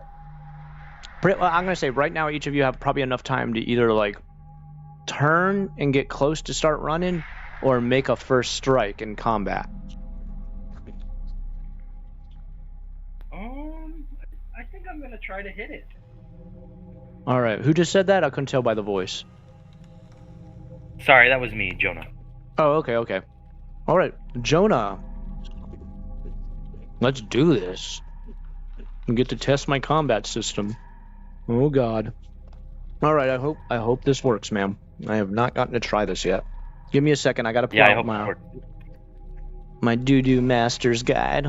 No, wrong thing. I need the actual adventure. All right. Stats. Okay.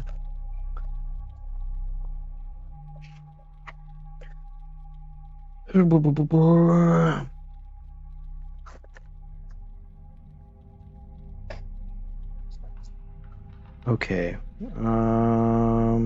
Where's it at here? Skinlings, Skinwitch. Sienna Crucifusion. What is that one? Okay, here we go. Oh, and actually, I do need to use this one because I actually need to read my rules step by step as to how combat works because I've never done it yet.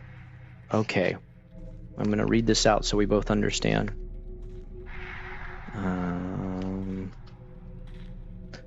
Melee combat. Roll for initiative. You actually don't have to do that because it failed its first initiative. You guys get the first attack since you pretty much countered its surprise attack. All right. Step 2. Attacker rolls. Ooh, that was creepy. Roll attack. So your attack is... I forget which two things that are combined together. Give me a second. Let me look at that. I'm sorry. Attack is brawn plus agility, divide it by 2. Roll that and get equal to or less than. Okay, let me see. I'm confused. Can you repeat the last 2 hours? I can. What you need to do is wait till I finish this and hit play. Cool. And then so I have a 12 for the attack, and then I have to get less than or equal to that. Yeah, equal to or less than. Yeah. So I guess you'd get a 12 or lower to hit. Oh! Damn it! No! All right. Oh. You swing. It just barely misses. It goes over the top of the Verm's head, and you see right away like it's like finger appendages coming out from the front of its facial area.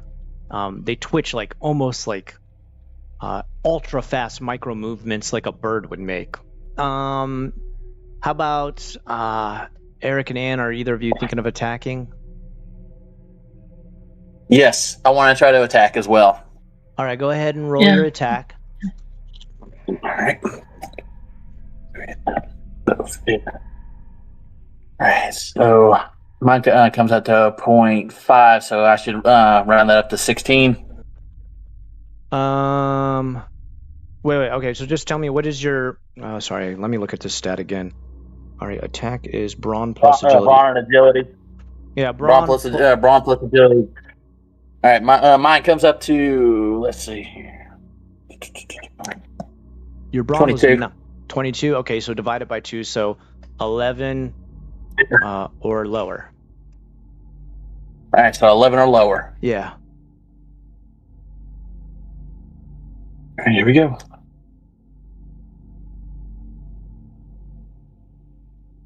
Oh, nice. Oh, I got it. Good hit. I got it. All right. Pretty much as Kizit makes the first move, it tries to back away, but when it backs away, you come up right behind and hit into the area it's trying to back away from. So as it's moved its head this way, your swing connects into that movement, like slamming into really hard. Okay. Attacker rolls attack. Weapon AP. Your weapon AP is 1 versus target's defense armor plus armor DP. Okay, give me a second. Let me look at the stats for this guy. All right. Hey, sorry. I'll be right back. I need to go use the restroom bed. Yeah, no worries. Go ahead, bud. Okay. He may be able to dodge it. Let's take a look. Give me a second here. Here, I'm always forgetting what window I need to click in to do this. Okay. /R. Oop. / Okay, I need both hands. Okay. No, that's not slash. Where's slash? That's no. Okay, /R. 1d20. Is that the right way to do it? Oh! It got a total critical failure. Holy cow. Okay. Ooh, that was really bad for it. Critical failure. Okay, hold on. He's got to roll on the critical failure scale. Shoot, I didn't even think I'd run into this on my first time playing through. All right.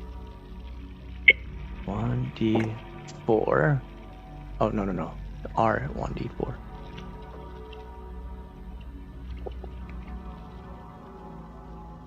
Oh, and he got a 4 on top. Holy cow, man. This is the most unlucky Verm ever. Okay, you swipe at it as it's trying to move away from Kizit's attack, and because it was trying to move away from that, and you swung into where it was moving towards, your hit connects like an insane level of like, I mean, it's a deafening boom as it slams into his orb-like head. And the crazy thing is because it's your torch hitting him, and the flame on there is a temp flame casted on there by Father Fowl. It doesn't go out, but it still makes that big spark like a torch would if you slammed it into something. So there's this dramatic gush of like spark and fire, while at the same time the light bulb, the bioluminescence light bulb like orb in the middle of its finger face, or whatever you want to call that, flickers in and out like as if you like, you know, tapped on a light real hard or smacked a lamp and the lamp like had trouble holding its electricity.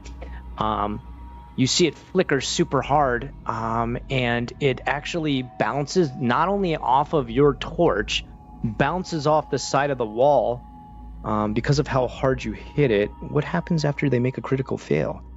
Hold on. I didn't expect that to happen the first combat ever. It has... Oh! Okay, You smashed it so hard that, pretty much half of that lit up bulb type area of its face type thing, I don't know, what are you going to call the front of a worm?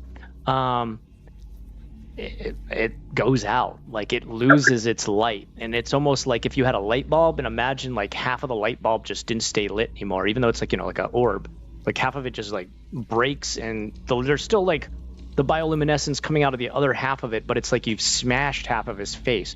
Like a ton of goo just starts pouring out of that part of its face-like light area, and it squeals like in this insane, agonizing squeal, like a wounded animal. Imagine that. But you haven't even done damage yet. That damage occurred due to its own critical failure, and the critical failure it rolled was opponent stumbles and falls into nearby wall or area that accumulates damage. And it accumulated 4 damage on that. You now get to roll... what did I say the torches have? Did I tell you guys a damage for the torch? 1d4. Okay, I thought so. Okay, so roll 1d4 for damage. Cool, I'm back. All right. Oh, come on. 4. And you rolled a 4, dude. This is the most unlucky worm ever. Okay. It smashes off the side of the wall. Half of its face goes out. Goo starts leaking out. And as it reels back in pain, you come down on it even harder and damn near black out the other side. There's like literally only 1/4 of its face left actually functional. And it's like pretty much in the throes of like a seizure. If like a worm could have a seizure, it's like squiggling back and forth, like shaking violently. It's struggling to get back on like rearing up on its stomach again for another strike. And if you want to try, there's one more chance for one more hit before it goes to the worm's turn to fight back. Do you want to try and do the death blow, Anne? May I? Go for it. Roll for attack. Okay. Man, you guys are fucking this worm up. Well, you didn't see it, but he made a critical failure. The worm rolled a critical failure. Oh no. Yeah, he did. So, 1 dice 20, and it's got to be equal to or less than your attack. And your attack is, what was it? Brawn plus agility divided by 2. Oh, wait. Take your time. No rush. No so rush. brawn is 10. Divided by 2, I get a 5. No. Brawn plus agility divided by 2. Oh, I'm sorry. So 10, and then 13, adding on. So 23 divided by 2. Divided. Was it like 11? Okay. Right? So 11.5. I rounded 11.5. Okay, so 12 or lower. 12 or lower. Oh, okay. You always round up. Man, you got a pretty high attack. Okay. I thought down. No. You're fine. Oh, critical success! Oh. What the hell's going on? No, wait. I made a mistake. Nope. Sorry. She did. Yeah, she put an A in there, so let her try again. I was like, what the hell's going on? Okay, 1 dice 20. Go again. You're fine. Oh, I mean, I don't know. Oh, it's a miss. All right. Shooken up by how much... Guys. It's all right. Don't worry about it. Shooken up by how much carnage is going on right now. You slip a bit on the slimy goo coming out, and because of that slip, you're off-kilter just enough to miss the top of that slithery, wriggly worm. Worm's turn to attack. Obviously, it's pissed off the most at Hasiel. He's not happy. Hey, a mad worm. All right, let's see if he hits. Where's the slash? There it is. Oh, no, wrong one. There we go. R. Actually, I gotta even look what its attack is.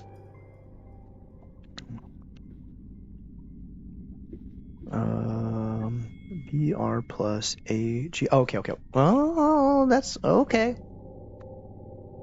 Critical failure again? Wait, is that right? Oh, no, I just said No, rolling you 20. done rolling 20. Okay, I was like, what is going on? Okay, roll 1 dice 20. Sorry. Oh, critical success. Ooh. It does hit. Okay, out of complete rage and pain, it lashes back at you. Make a defense roll. DF is... I forget. DF is...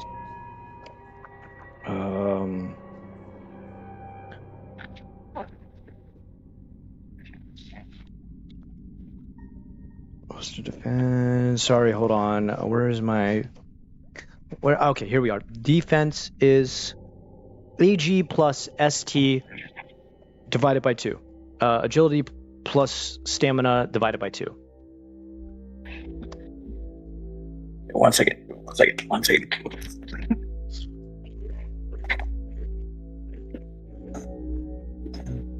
2, 18. 18 divided by 2, 18. 9. 18. Yep. And if it's the character that I got, it's I get a +2 on defense. Remember too. Oh yeah, that's right. Because you are Ubiconian. So I get 11. Right. Yeah. So I get 11. Okay. All right. That's awesome. So 11 or lower. I think you can do it. I believe in you. All right. So roll 1 dice 20. A D20. Mm-hmm. Here we go. Come on. Noise. All right. You've kind of already, due to the fact that you're just like this, hey, get out of here. Don't be eating chips. My cat started eating chips. Being the battle-hardened warrior that you are, you already know what to expect from an enraged enemy, and you know it's going to lash out way too top-heavy with using an exerted amount of strength in the middle of a rage of a frenzy. So you pretty much just elbow it back out of the way and knock it to a point where it's kind of like, if a worm could stumble, this worm be stumbling. All right. Okay. Attack goes back to you guys round.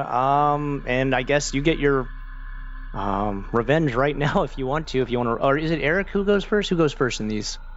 Who do we start with first? Oh, Eric did swipe first. Okay, Eric, it's your chance to. I'm sorry. Yeah. Jonah, you went first, right? So it's back to you. Yeah, you get the first attack. Now that the play is back in you guys. I'm gonna keep on this bash fest. You might as well. He's down to. I'll tell you, it's not much left. Okay, roll attack. Damn, I miss again. Oh. Yeah, there's goo spilling all over the floor. That black, nasty puddle he was in, along with what you're guessing is its lifeblood, they're starting to coagulate, and the floor is just becoming this nasty sort of biomess. Okay. You are next, Eric. Go ahead. All right, I'm gonna try to finish it off. Go for it. I think this is gonna happen. All right, 1d20. Yep. All right. Equal to or less than attack. What's your attack? Yeah. One second. I think I missed it this time. Did it miss? Yeah, right. I think so. 12, right? Yep. I missed it. And it's up to you to save the day. Yep. Come on, Ann. Come on. You guys got this. Come on. Can I burn the fluid around him?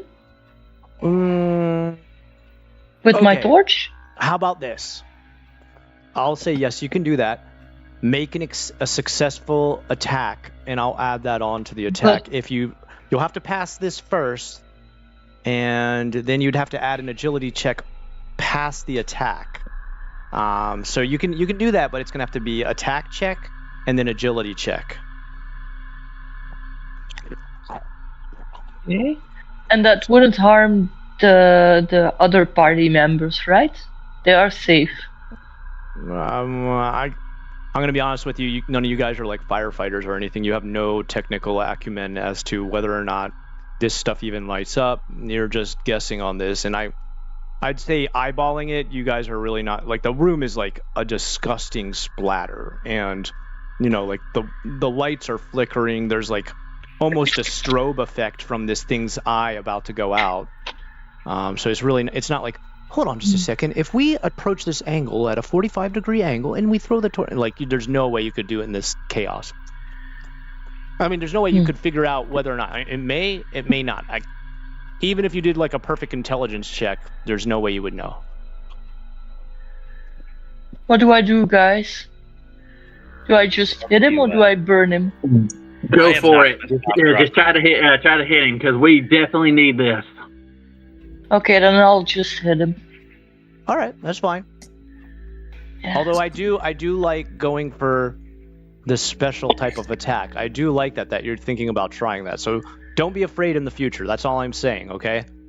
All right, anyway, go for the attack. No matter what, you had to roll for attack. So let's go for that first. So 1d. I think gotta put the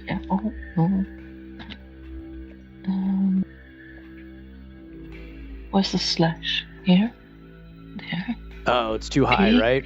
So, wait, Because you're 12, right? which one? My attack was 12? Yeah, so you missed on this one. It's all right. So I did a 19 then. Huh? All right. Okay, so you missed. Good thing. How do you mean? Oh, I'm sorry. Wait, 19 was your roll, right? Yeah, I missed, so attack is 12, then I miss. Yeah, you're fine. It's all right. All right, Oh, you missed. damn. Do you still want to go for an agility check and see if anything happens? To burn him? I mean, I'd say even though you missed hitting him, you could still try to throw your torch into the oil. I mean, that's not, that's not an attack. That's just kind of like let go of your torch after you missed trying to hit him. Can I pick my torch up afterwards? No, it will blow up. I can't tell you that for sure. It won't blow. I'll tell you what. It definitely won't blow out because it's magically lit. This is not natural fire. Will you be able to pick it up? I can't tell you for sure. I mean, if it gets like, we don't know how deep that puddle is. We don't know anything, so I can't tell you that. But I can tell you that. I'll do that. All right, go for it. Try to make a successful agility check. Equal to or less than your agility. 1 dice 20.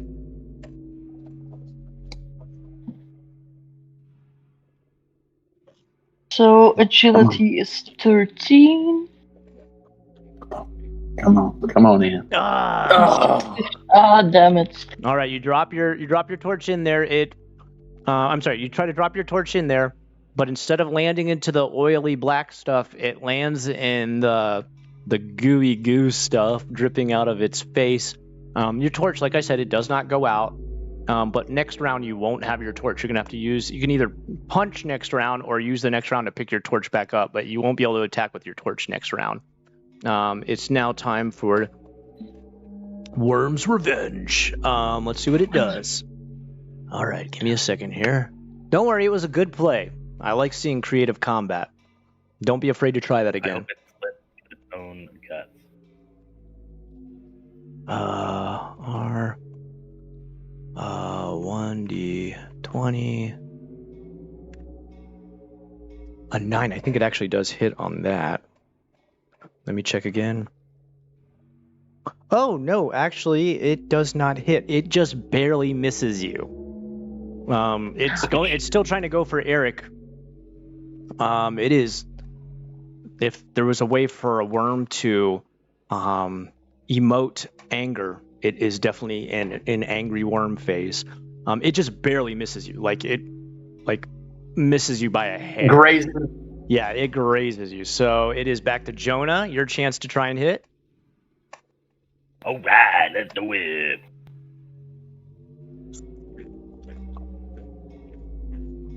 Hit him, Jonah. I'm Get him. trying. Oh, that didn't No! hit. It did it. Again, No, a but swipe. just barely. Pretty much, it looks like you guys are at a rave at this point with all the lights going back and forth, being swiped around. For real. I feel like yeah. a strong fart would kill this thing. All right, we're moving on to Eric. Your chance. All right, I'm gonna try. All right, here we go. I'm gonna try again. I believe in you. What is going on? You guys used all your luck up at the beginning, and you have a chance to either punch it with your fist. Come on, Ann. Or you have to pick up your torch. What is it going to be? I'd like to pick up my torch because I don't feel safe without fire. Okay, that's fine. You It's a pick your bit of a torch back barrier. up. I'm not going to make you roll to do that. You're fully capable. We will go back to the worm's turn again. Wormy worm. Here we go. This is quite a fight. It's lasting way longer than you would imagine. Everybody's all right. tormented now. This is kind of like, it's the most panicked fight ever. Like, you guys are just kind of like, rave with fungus, my favorite kind of party. Nice, Nuno, I like it. Yeah. Is that what happens in the foothills of Portugal?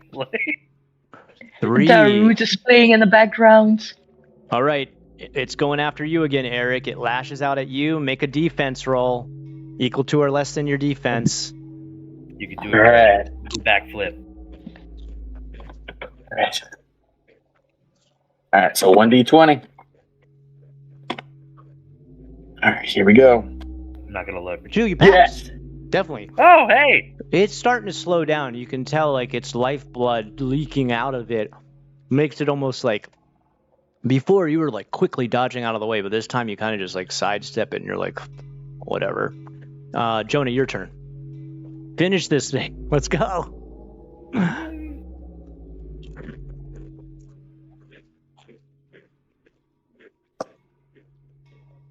Come on, Jonah. Oh my No! god. What the fuck? You guys are fighting another monster in another world. You're not even hitting close to this guy. All right, let's move on. Demons, bro. Let's move All on right. to Eric. All right, come on. Ooh. I got it. Okay.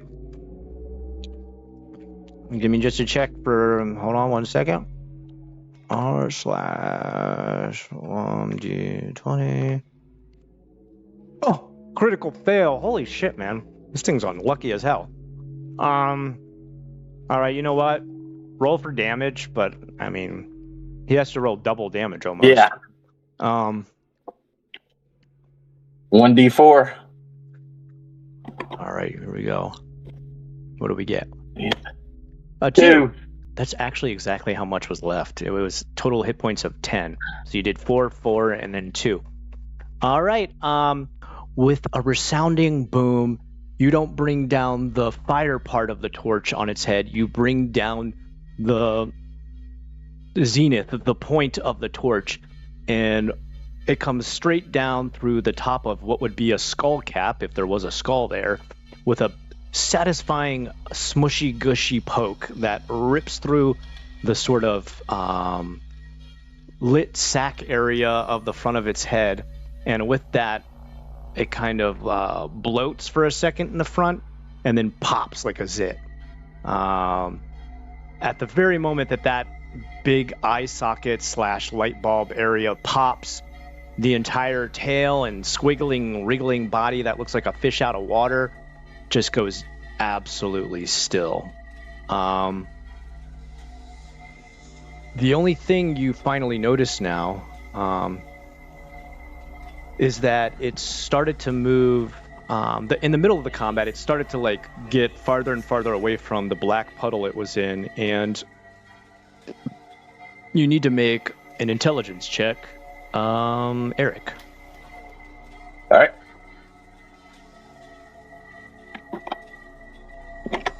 All right, d20. Yeah. Oh. 16. All right. Let's see. So you see that it's completely moved almost entirely away from that black puddle it was in, and it it's become completely uncoiled due to all the fighting and everything it was doing, and you realize it had really like no interest in the key or the pickaxe or even that dead body there. It appears like, how do I put this? It was more interested in just staying in its position that it was in before. It seems to be its biggest struggle was it wanted to stay in that black puddle, and the farther and farther your combat made it move away from there, the more panicked it became. Hence, it lost the fight in sheer panic. So we essentially like kicked the door down, ran in, and started beating it up while I was taking it out. Yeah, I mean, you guys kind of bum rushed this thing. You guys kind of just shock trooped it. So, what are you guys gonna do from now? You got a big fat, juicy worm corpse, and a skeleton holding a key and a pickaxe. What do you guys want to do now? And you got a big black puddle. I'm gonna run over to that skeleton like I was eyeballing it earlier. All right. See what the is with the. Yeah, you go to that. I'm going to walk around the worm to see what it was trying to hide from us. All right. I investigate the puddle. Oh, and you said you're investigating the puddle? Yeah. All right, you make an intelligence check, Anne. Oh. Intelligence is 11 plus 1. That's 1d20. You're pretty much unable to tell anything. It's too opaque to be able to see through. So you're really not sure what it was sitting on in the puddle. Can I take a sample of it? How about this? You can. Well, I mean, you can reach into it. Are you going to reach in with your hand? Or are you going to poke it with your torch? How are you going to approach this puddle? Chances. Good question. I might sacrifice a pinky. Okay. Just the tip of your pinky. Okay. Make a agility check. Okay, so agility is 13.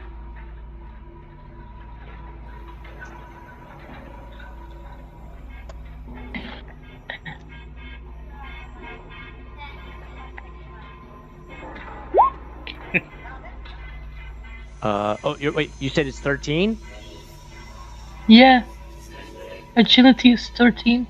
Okay, so you landed exactly on it. Okay, so what you can tell just from dipping your pinky in there a little bit, you're able to balance yourself enough that you don't fall forward since you passed your agility check, but you realize if you had, that puddle appears to be way deeper than what you thought. That's what you could tell just from the way it ripples and everything when you dip your pinky in there, and the way you have to maintain your balance because you would have been off kilter had you gone any bit further. Even though it was on the top of that puddle,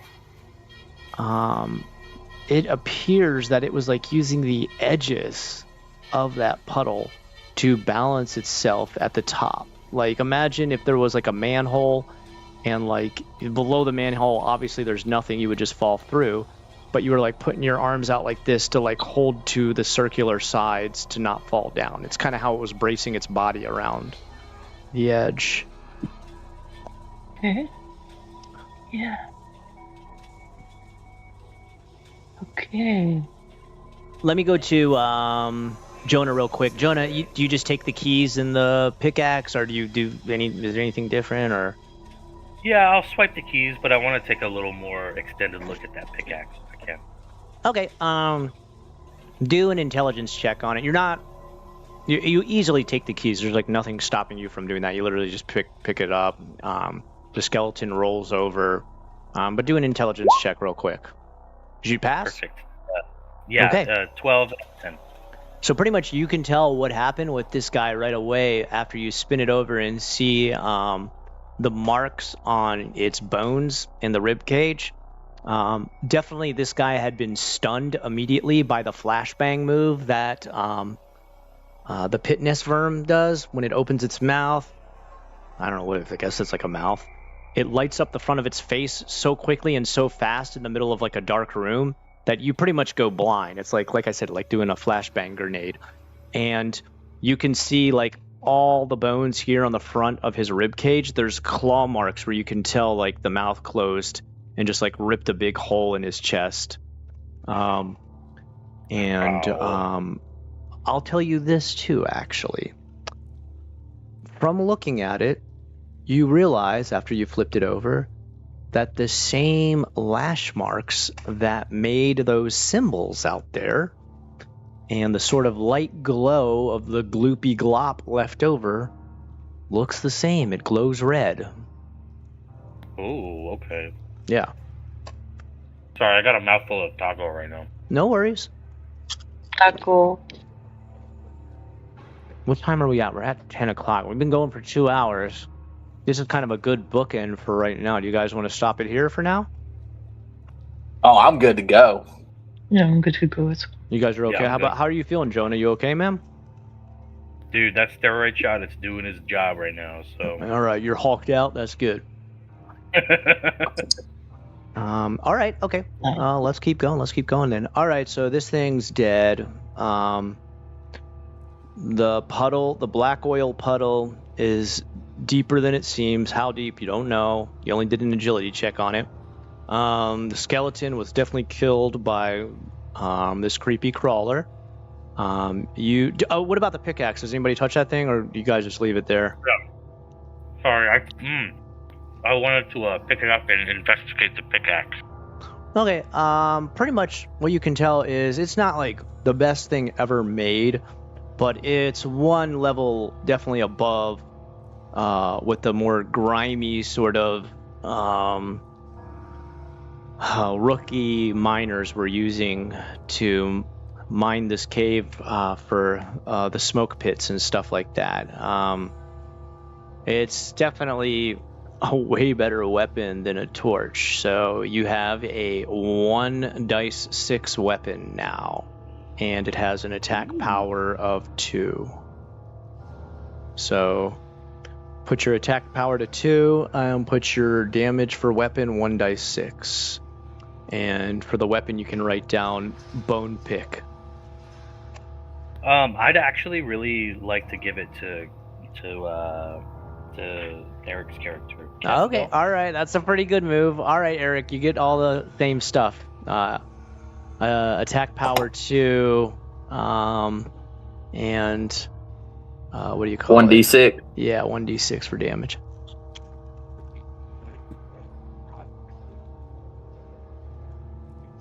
Awesome. All right. Might as well give it to the buffest guy in the room, right?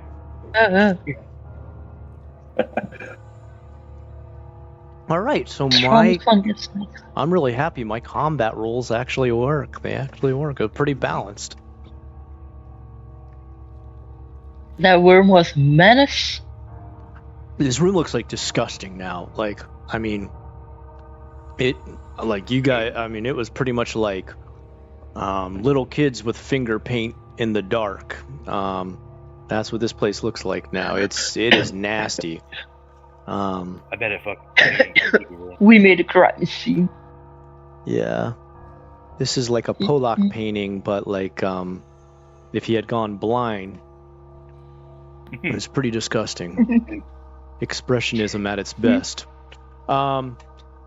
So yeah, you got like the skeleton flipped over. It's been looted. Eric's got the pickaxe now.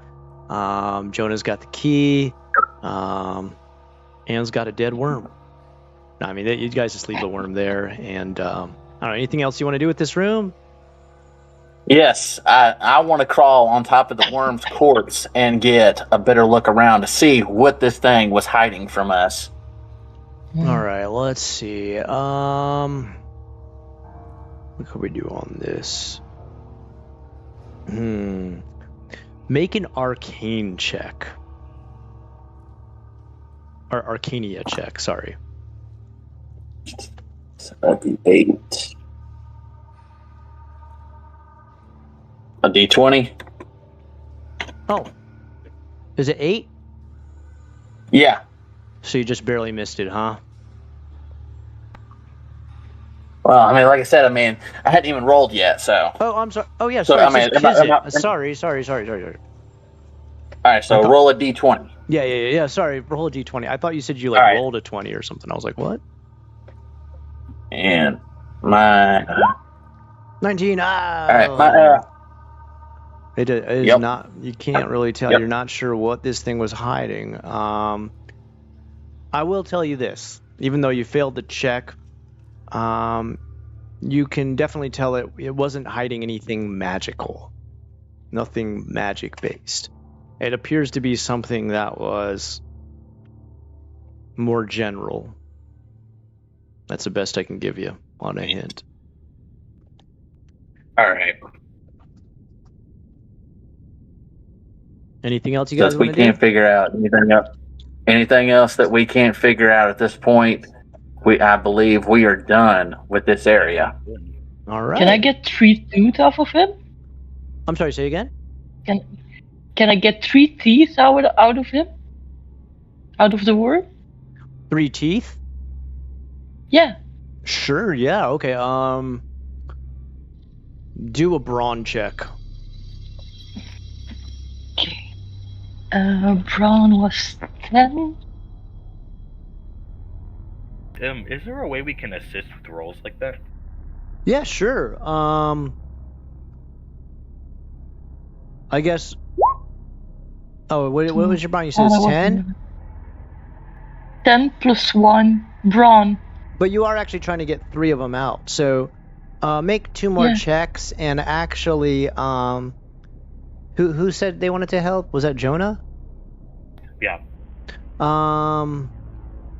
Okay, Jonah. Okay, wait just a second, Ann. Jonah, you make a brawn check real quick. I'll go ahead and help as well. Oh, okay, all right. Both of you make a brawn check then. All right, mine is 9. Mm-hmm. Okay, you passed.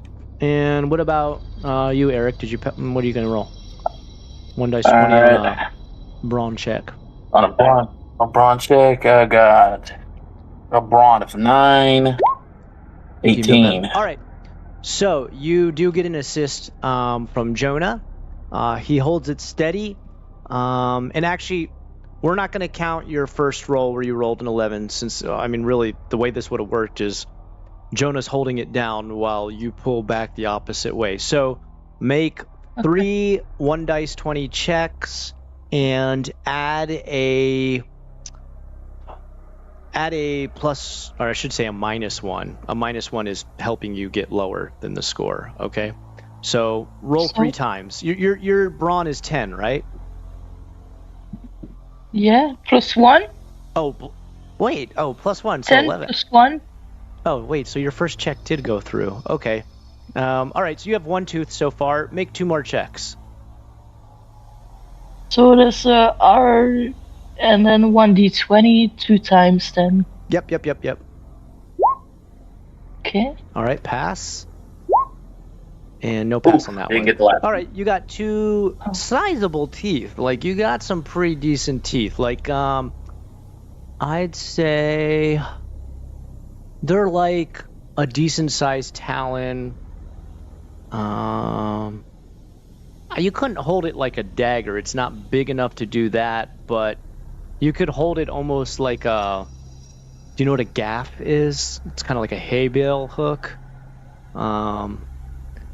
You could like hold a hook in each hand, and like if you wanted to use it like a weapon, it would kind of be like a claw in each hand. Or, well, how did you want to use them? Is there something you want to do, or do you just want to save them? Yeah, I just wanted to give it to Kizit and Castiel. Oh, okay. As a how do you call that? In Omiyage. As a charm, as a good luck. Yeah, as a good luck charm. Okay. A memento. Hell yeah. A memento, yeah. Yeah. Good times. Yeah. You guys remember that fight I, with the I worm? wanted to carve. I wanted to carve Okay. the symbol. You know, the gluey blue red thingy. I want to write that into the tooth and give it to the boys as a memento and a good luck charm. All right, cool. Hell yeah. All right, so add that to your equipment. I would say these talons are big enough. You could hold it as a 1d4 +1 weapon, so it's a little bit stronger than the torch. Or it could also be used as a thrown weapon for 1d4. You could actually throw this. It's big enough, like it would be like a dirk, if you know what a dirk is. And you said you carved the symbol from earlier, the rune that was preventing the fungus? Yeah, protection rune kind of. Yeah, with a drawing of the worm on the side where the tooth is curved, and then on the other side, and then so the thicker side has the worm, and then the two other sides, and the curve inwards has protection runes on it. Hell yeah, I know what I'm stabbing with this thing.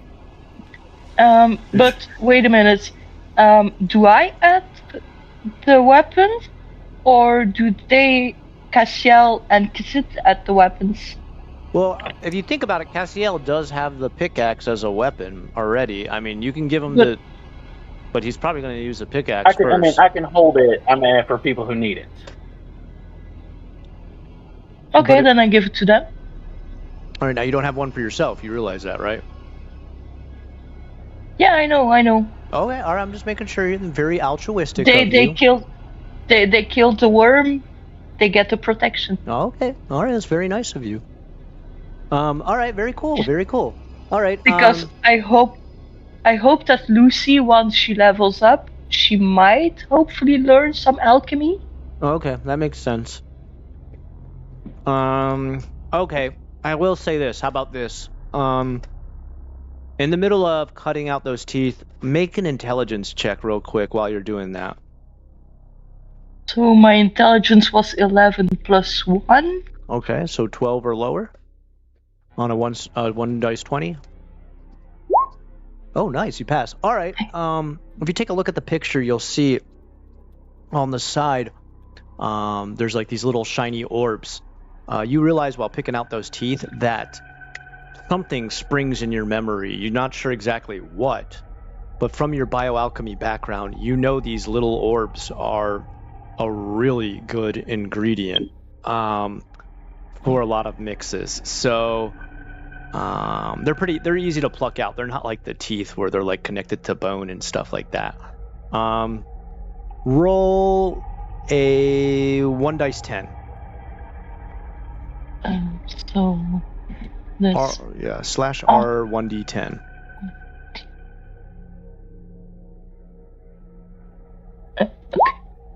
Oh, nice. All right, you find that you got 10 of these little, like, they're a little bigger than a marble. And we'll just call them worm eyes. The worm spelled V like this. Okay, hold on.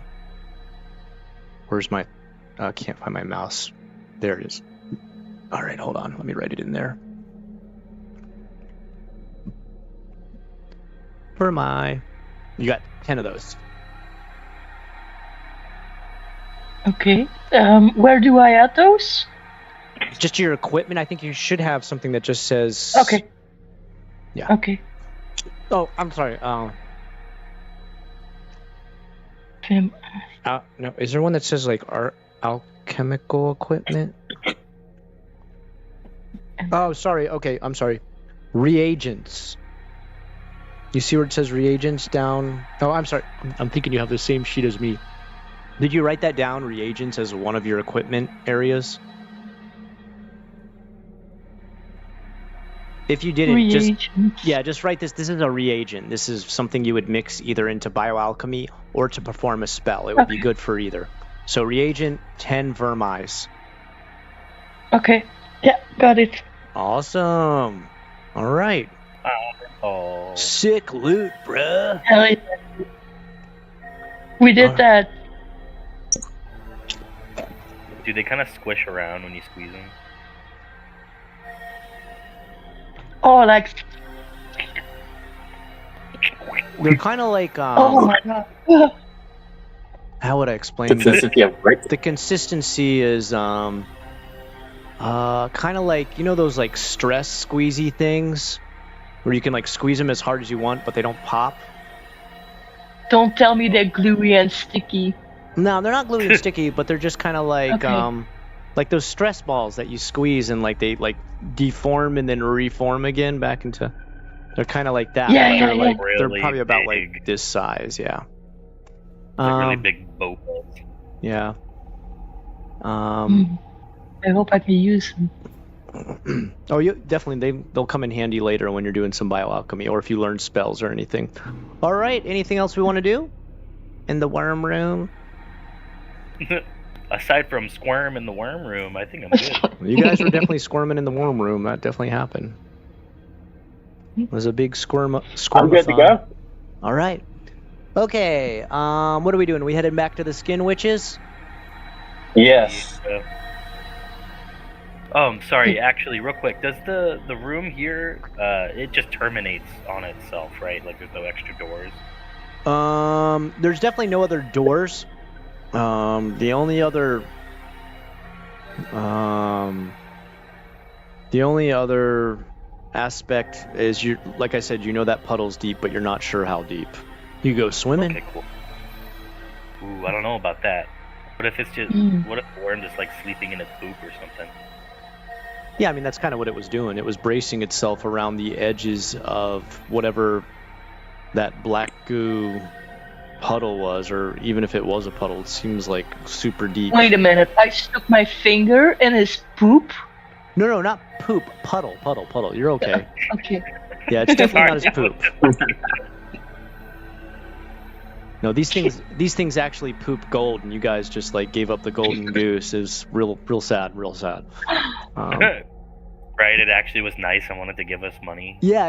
It was like a completely pacifist type creature. It was. No, I'm just joking. They're horrible. We just proved ourselves to be Yeah. murder hobos. Yeah. The All Sun denounces all of you. That was my acolyte. Yeah. You were to learn from him. Worm Sensei, no. All right, hold on. What do we got here?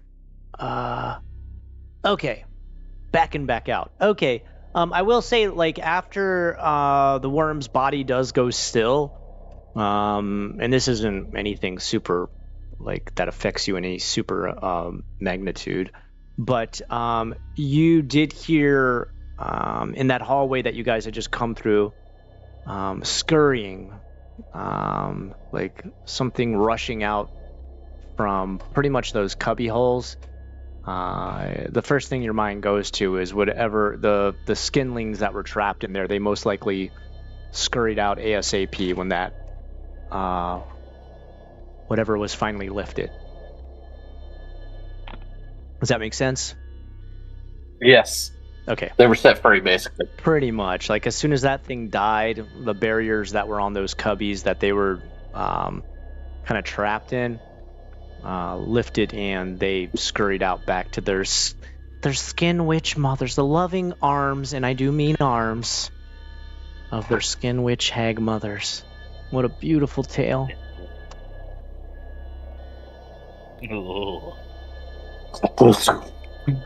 Millennia's got hugs for all of us. Yeah. Come get your skin hugs, boys and girls.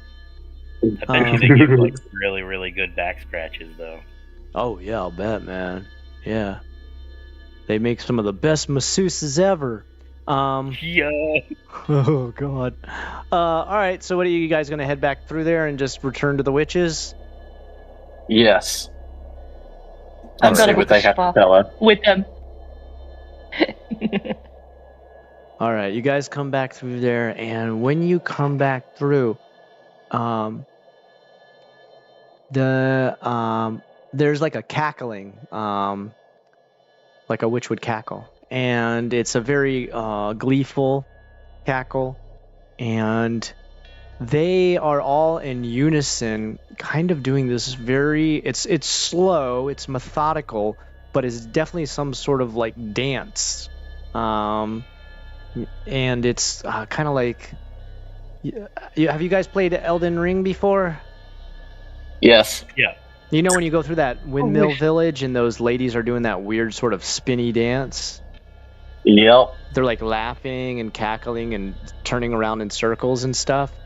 They're kind of doing that kind of dance where it's awkward, not really graceful, a little bit creepy, but it is definitely in a state of some sort of glee. And they're like, the fungal god is the true savior. He's brought you to us because you are the ones who released us from the curse. Symbioc will never have power here. Now they're not afraid to say that name, by the way. They're like, Symbioc's cult grows weak. They're really happy. In fact, one of them reaches out, and there is a strange sort of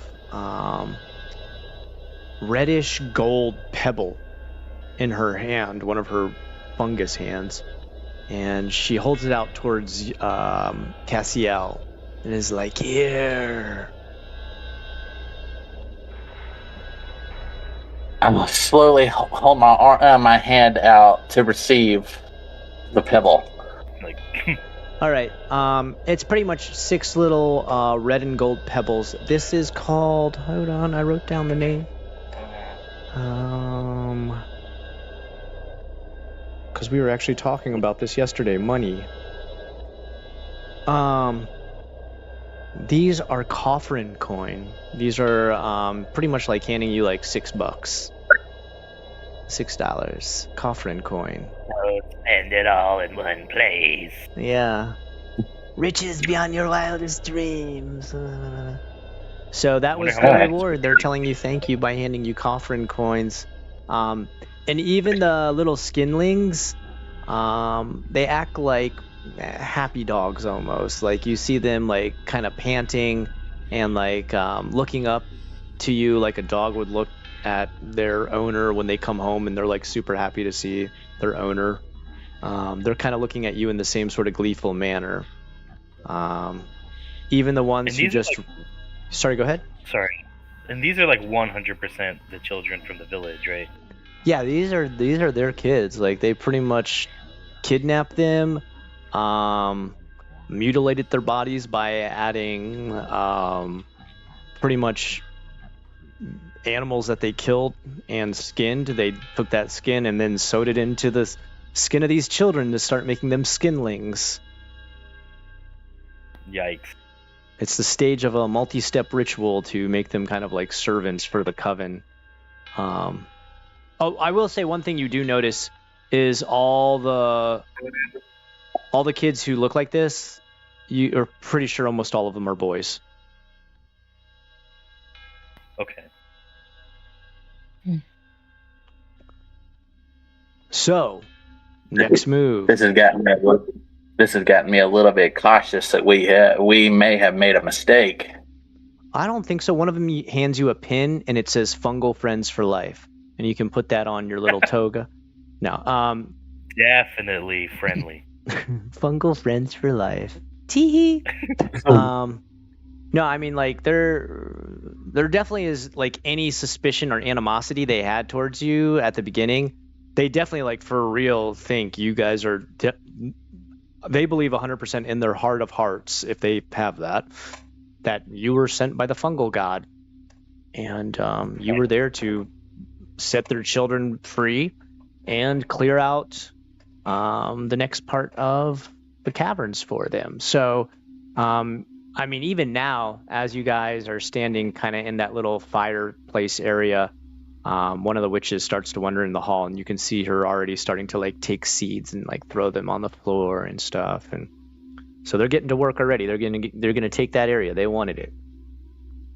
So can I ask the witches, like, since they're so keen on being friendly with us now? Yeah. Is there like, so what specifically are they planning on using these little skinlings for?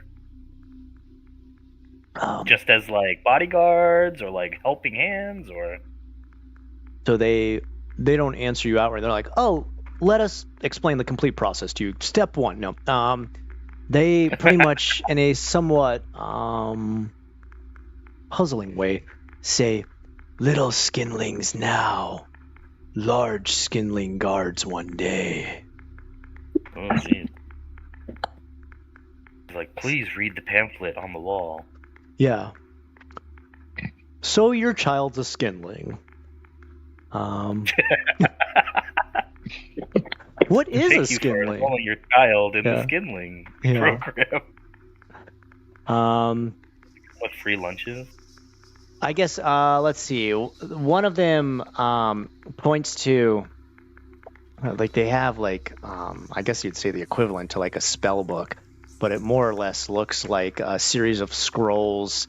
I wouldn't say stapled together. They're more or less adhered together with whatever kind of glue they would use, whatever kind of bonding agent. You probably don't want to know.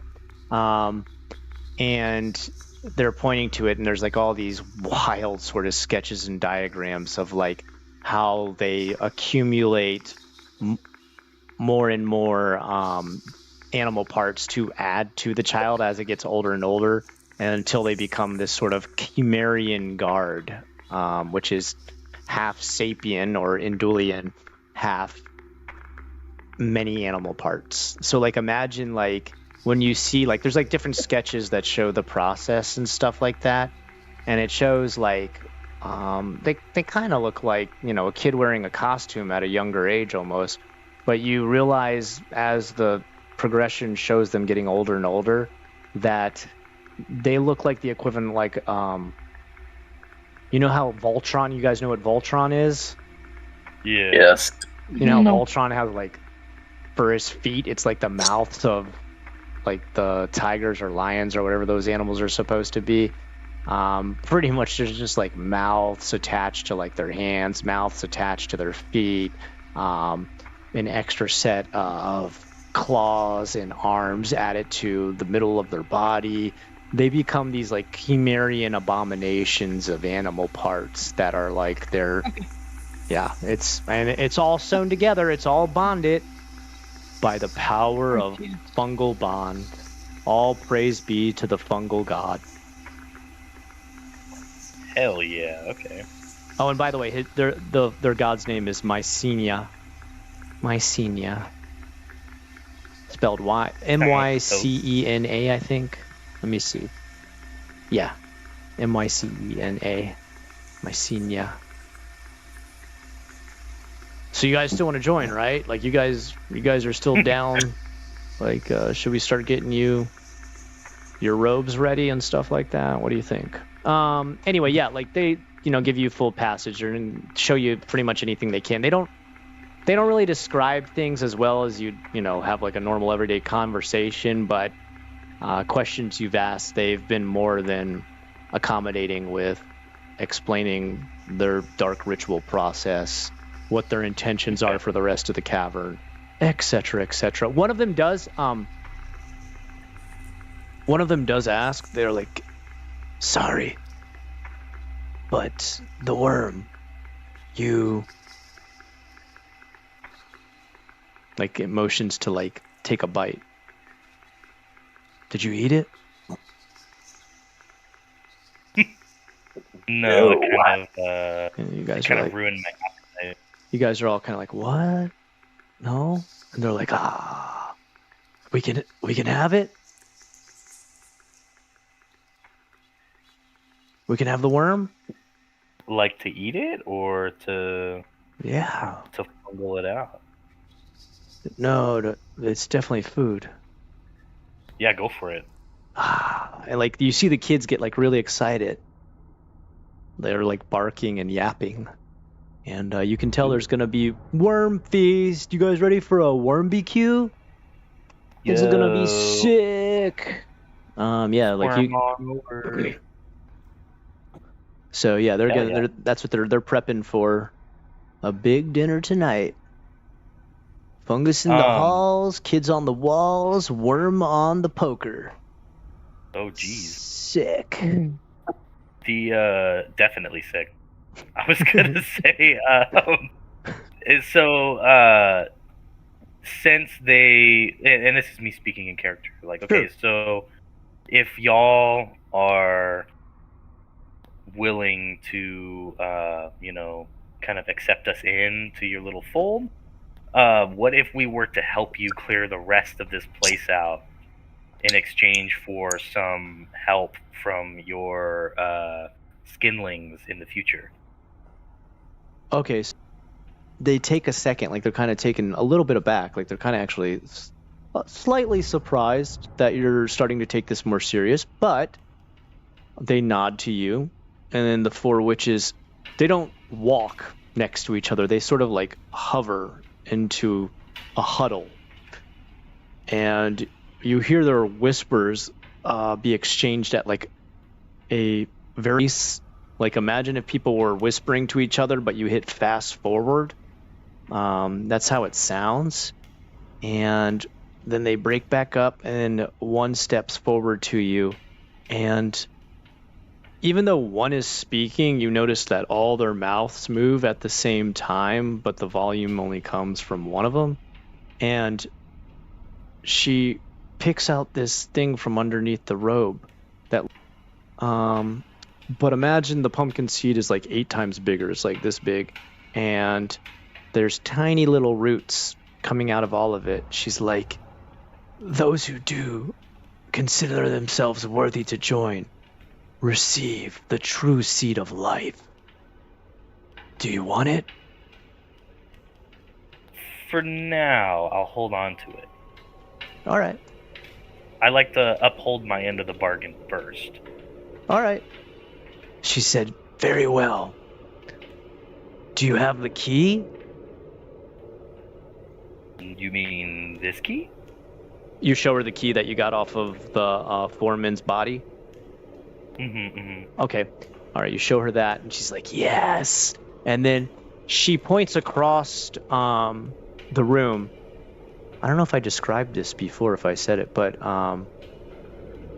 what's going on there? Oh, I see what's going on. I had this blocking the way.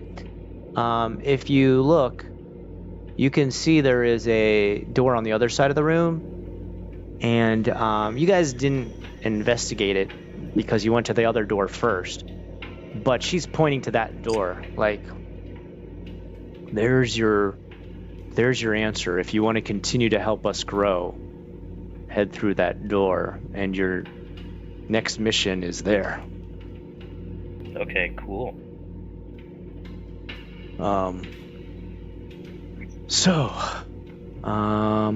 I think I am gonna call it here if that's okay. I'm starting to get tired myself. You guys are doing great. So why don't we call it here? We can actually, if you guys want, we can continue again tomorrow instead of waiting all the way until next week. Do you want to do that? Sounds good. Are you guys all available at the same time tomorrow to do this? I don't know if I can go this late. I can't go this late again tomorrow, but we can like play like for an hour or so tomorrow. What'd you guys want to do? Sure. All right. This went really well. Was there any other dialogue that anybody wanted to do before? Oh yeah, sure. Like finish anything else up. So, the witches, can they teach me something about alchemy or biochemy or anything? Make a charisma check. So charisma is 9. That's 1d20. Oh. Ooh. Okay, so that bonded set of scrolls that they were showing you the skinling process on, you go to the one who was holding that and you ask her, like, so, what do you guys know anything about bioalchemy? And she perks up, as much as you can tell someone's perking up just by the movement of their mouth, not any other part. And she takes like kind of like her two giant like extra hands and holds it in one and then pulls it apart like you'd rip out a piece of loose leaf paper, more or less. And she rolls it up and hands it over to you. And she says, "Undeath needs unlife." And that's, she knows that you guys are undeath, that you guys are like brought back from the ritual. They all know that already. But she's saying what she's given you is unlife for the undeath. And she hands you a scroll. I bow and say, "Thank you, Reverend Mother." All right.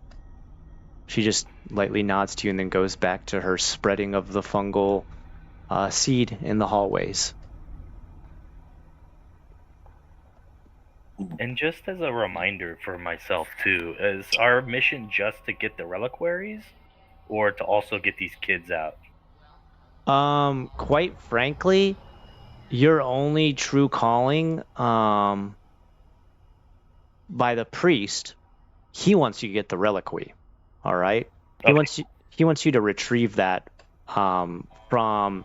So pretty much like inside of this whole cavern set that the miners used to work in, they had like a makeshift bathroom. They had a makeshift bathhouse. They had a makeshift, a little bit of everything. A place where they would sleep when they were done with their shift.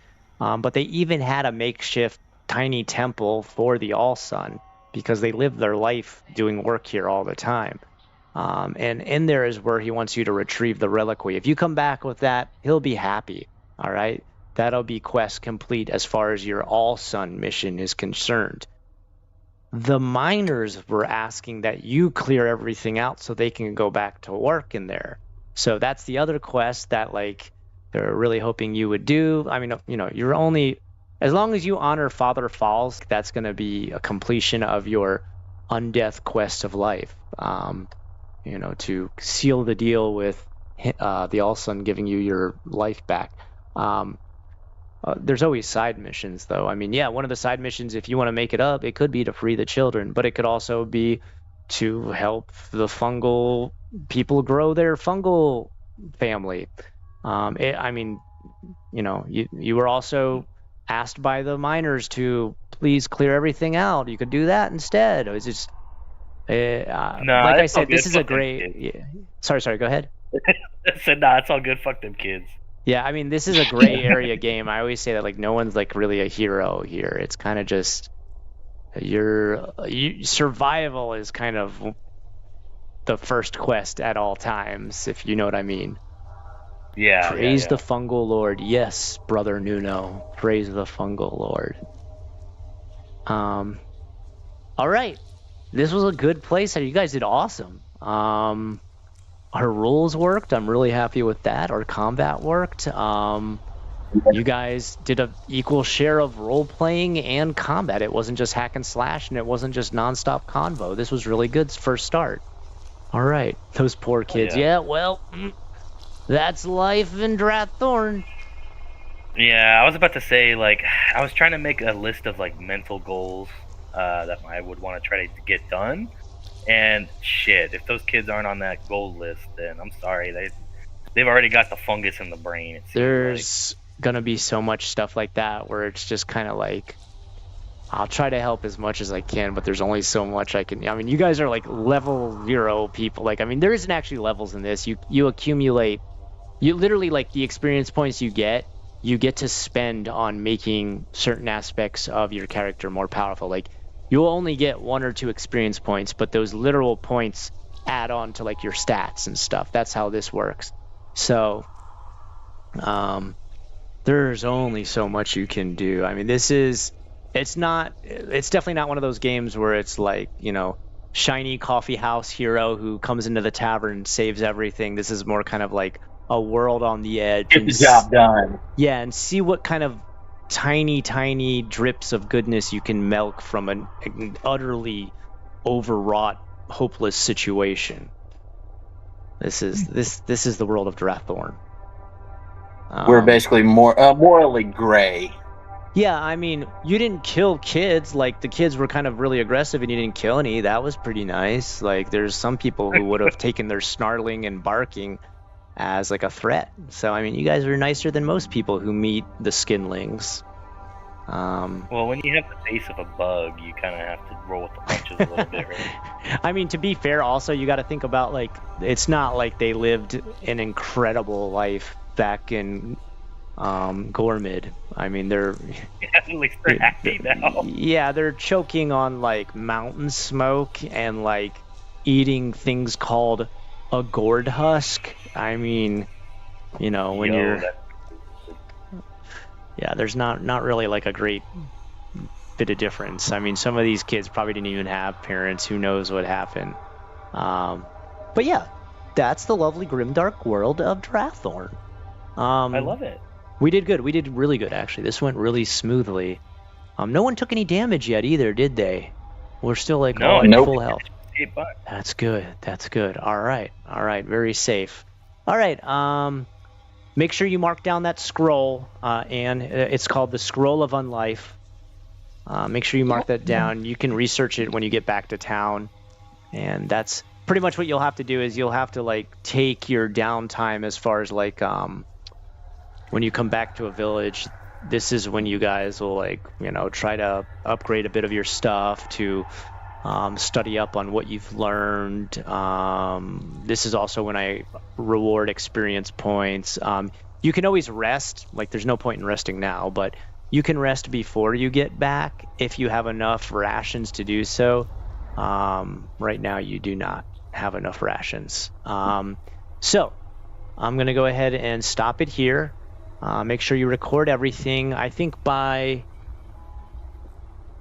probably not by tomorrow for sure, probably, but by next week I think I'll have full drawings. Oh, and give me some more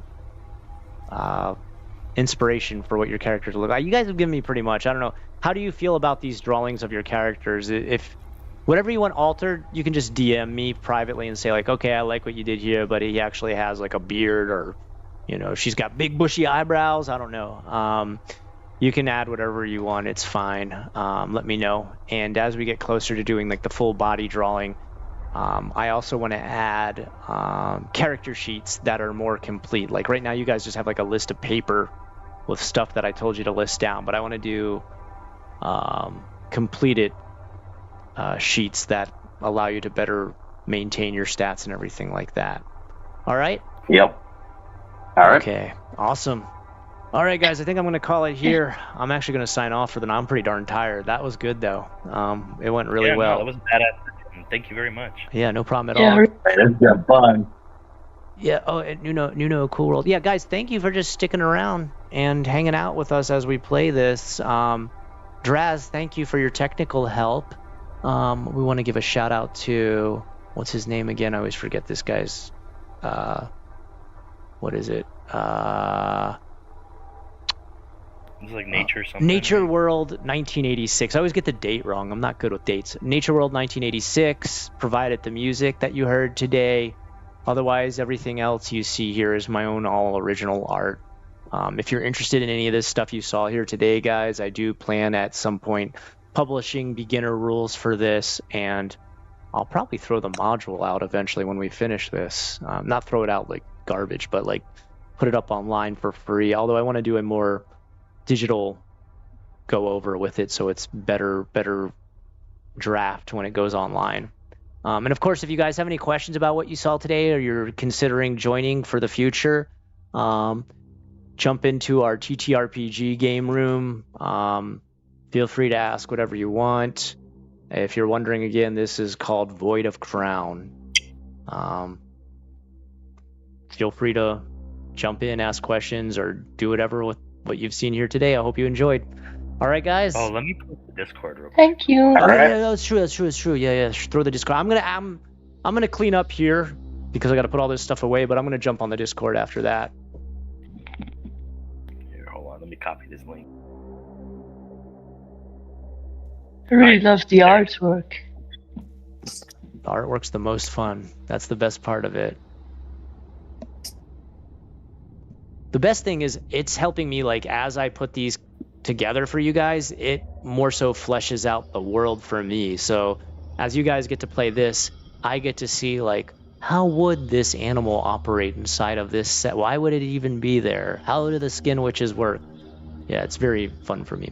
I think I might get to work on some assets for your channel. Oh, that'd be awesome, non-winner. We welcome anything. Did you see my community post a couple pictures?